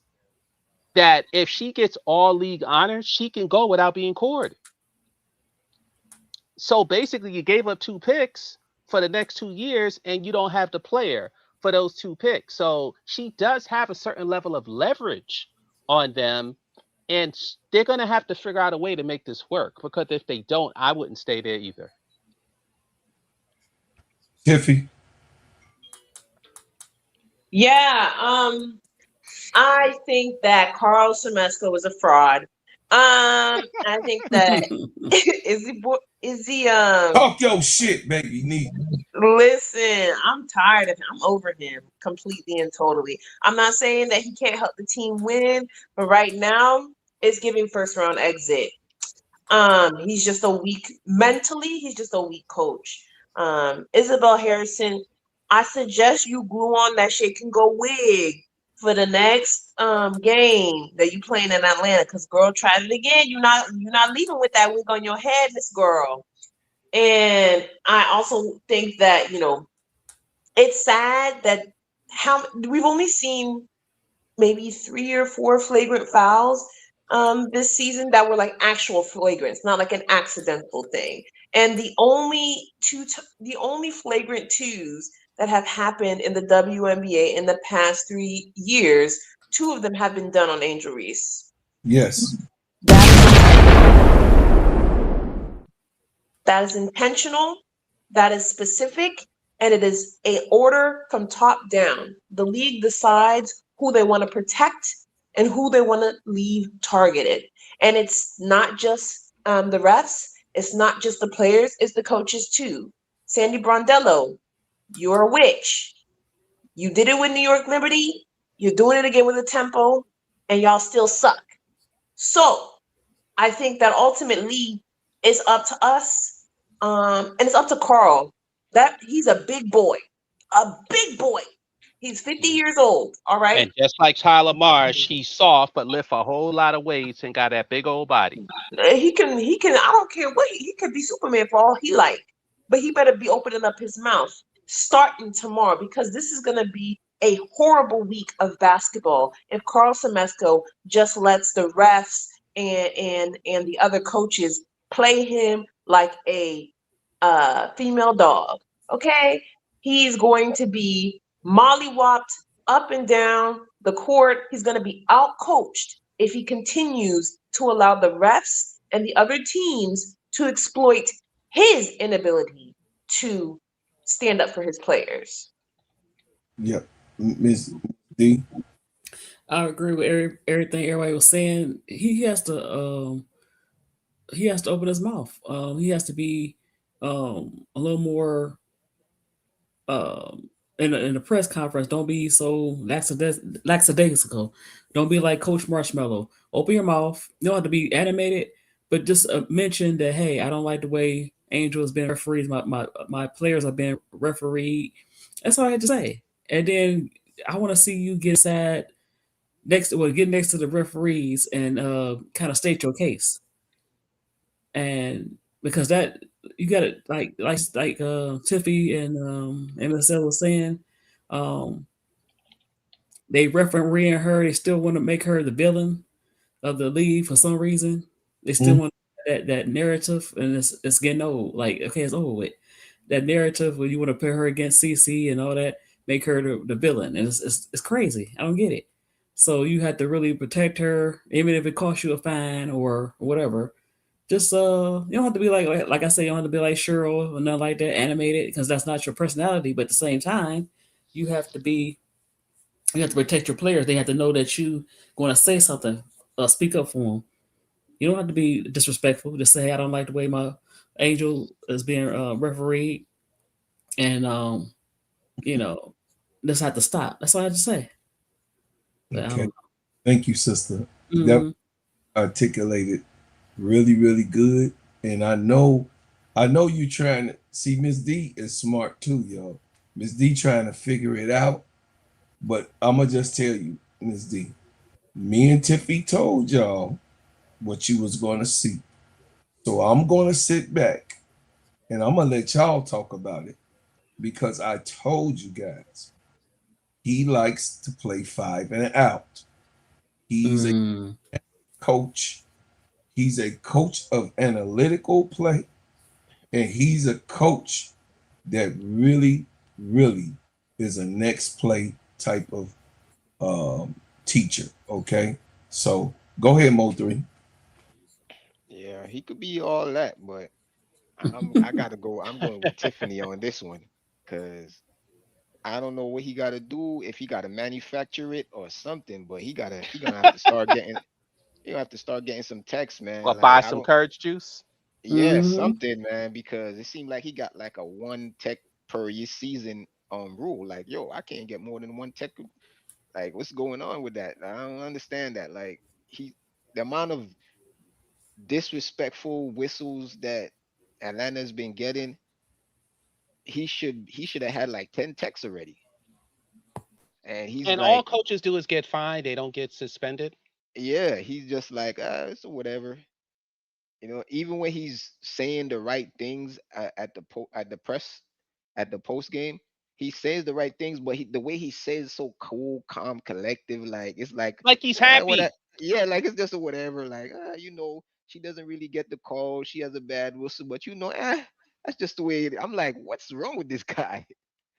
Like, Yeah, you know what I'm saying? Like, he ain't out there making a I'm fuss. right there. I'm right there with you. I'm like, what the heck? This is one of the reasons why I preferred that Angel. I would have liked her to go to Dallas instead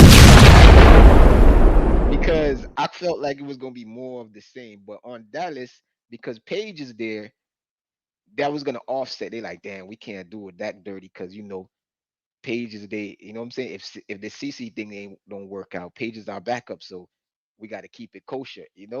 So it would have been. I think it would have been this kind of the same, but more fair because they couldn't do it that dirty like that. And don't forget Jose. Jose seemed like he a Ye- G. Jose ain't on that. And Semesco is the same thing from last year. He was just one of those pushover coaches. Like he don't really like. I don't know. He just this man looked like even when he's coaching, he looked like he should be sitting on his couch somewhere watching the game, drinking a beer. That's how he look on the sideline. I'm like, yo, what's up with this guy? So But And there's no emotion on his face. He just always looks surprised. so yeah. Mo3, ADP, Tiffy Cole, I tell your mama you ain't shit. Miss Semesco. I'm just saying. It is what it is. We have to accept it. We have to play. We all have to live through it. I am going to also use my platform, which y'all already know. But if they beat Indiana by 30 on Thursday, you'll change your tune, bro, Claude. So we'll have to see I'm what not happens. going to change my tune. I don't drink the Kool-Aid, brother. Me and Oh, Tiffy already told you. We told you from game 1. I told you in the second game when you came up here on this panel. I told you. Me and Tiffy Co. is not going to drink the Kool-Aid. Show me. Prove what I'm seeing and saying wrong. I'm not going ballistic on the coach. I know Sap said, hey man, sometimes it's just not just the coach. I get it. I understand. The coach is not out there holding a ball. The coach is not out here fouling. The coach can't shoot the ball. The coach can't make a player go or stop. But he also is involved in the game when it comes to the 94-50. He's on the sideline to show and say, hey, this is what I see. This cannot be this way. Can we go in another direction? And I land. you know, they could have also been trying to prevent her from getting player of the week if you want to get into conspiracies, right? Because she had a 17-18 game, an 18-17 game, or sorry, a 17-17 is 17 or 25, 20, 25, and yeah, 25-9, 17-18. and And then she 25-9. had a 25-9. And if she would have had 20 points in this game, Yeah, there would be no way you couldn't give her player of the week, she especially might. with 3 wins, 3 out of 4 wins. She still could probably get it. No, she can still win because 15 is enough to have an average of around 18, Yes. 19 points. Skylar got it. She'd have like an 18, 19 points with like Yeah. 14, 15 rebounds. Yeah. So we'll leave it there, guys. I appreciate each and every last one of my panel members. Listen, man, y'all had a great show tonight. Oh, Brocard, real quick. Go ahead. Real quick. I don't think a lot of us realize this. Last year, as we know, she was injured and Sloot didn't pass her the ball, and she started off with a really poor average.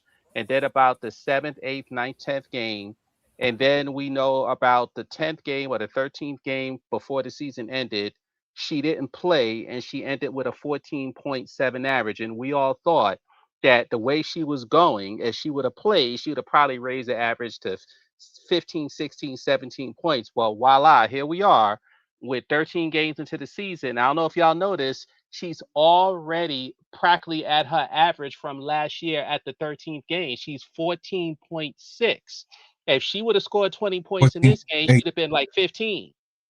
So she's almost at that 15-point threshold. So if you want to get into conspiracies, are they trying to keep her average down because she's got the other 3 quarters of the season to average 16, 17, 18, 19 points a game?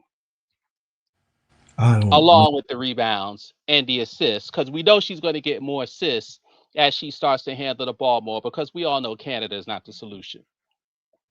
AL504 said, why the hell he got her on this team? I'm with you, AL. I don't go as far as AOL. Like, AOL is actually more fired at Tiffany. Like, Tiffany at least got some rationalization of what she's saying, but AOL, everything is like a bullet, a torpedo, a hammer, a ballistic missile. Like, there's nothing basic with her. Everything is like a ballistic missile to blow up your whole AL is she want all the smoke. She want all of the smoke. That's just the way AL is. She's an Angel Reese advocate. She's an Angel Reese fan. And you need people like that. And she's not going. She ain't drinking the Kool-Aid. Because she said to me, MSL, I don't think the coach want her. It's like, she keeps saying that to me. I'm like, I wouldn't go that far.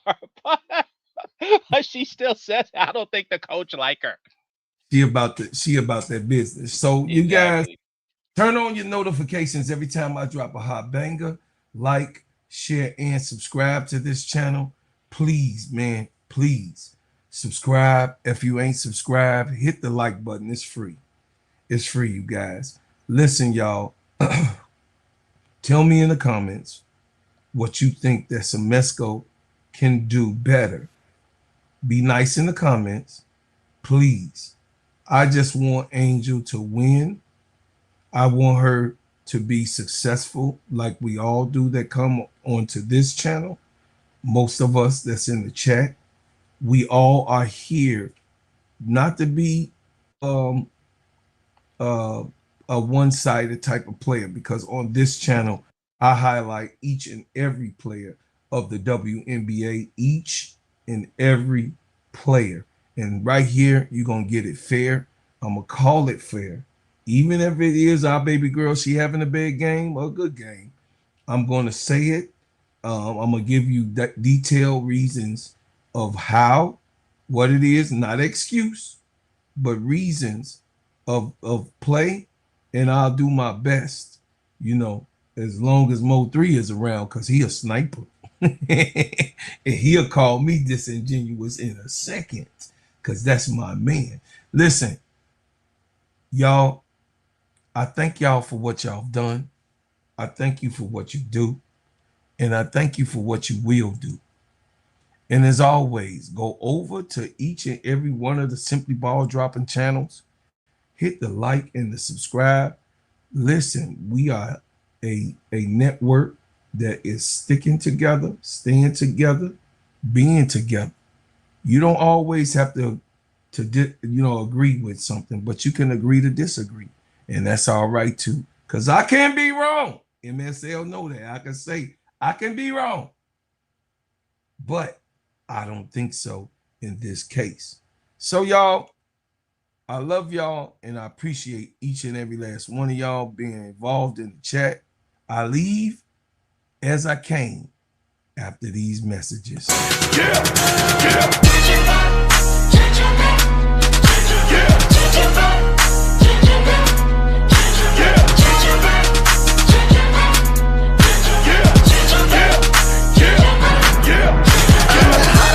Soldier that the streets talk about. If it ain't making money, ain't nothing to talk about. Hey everybody.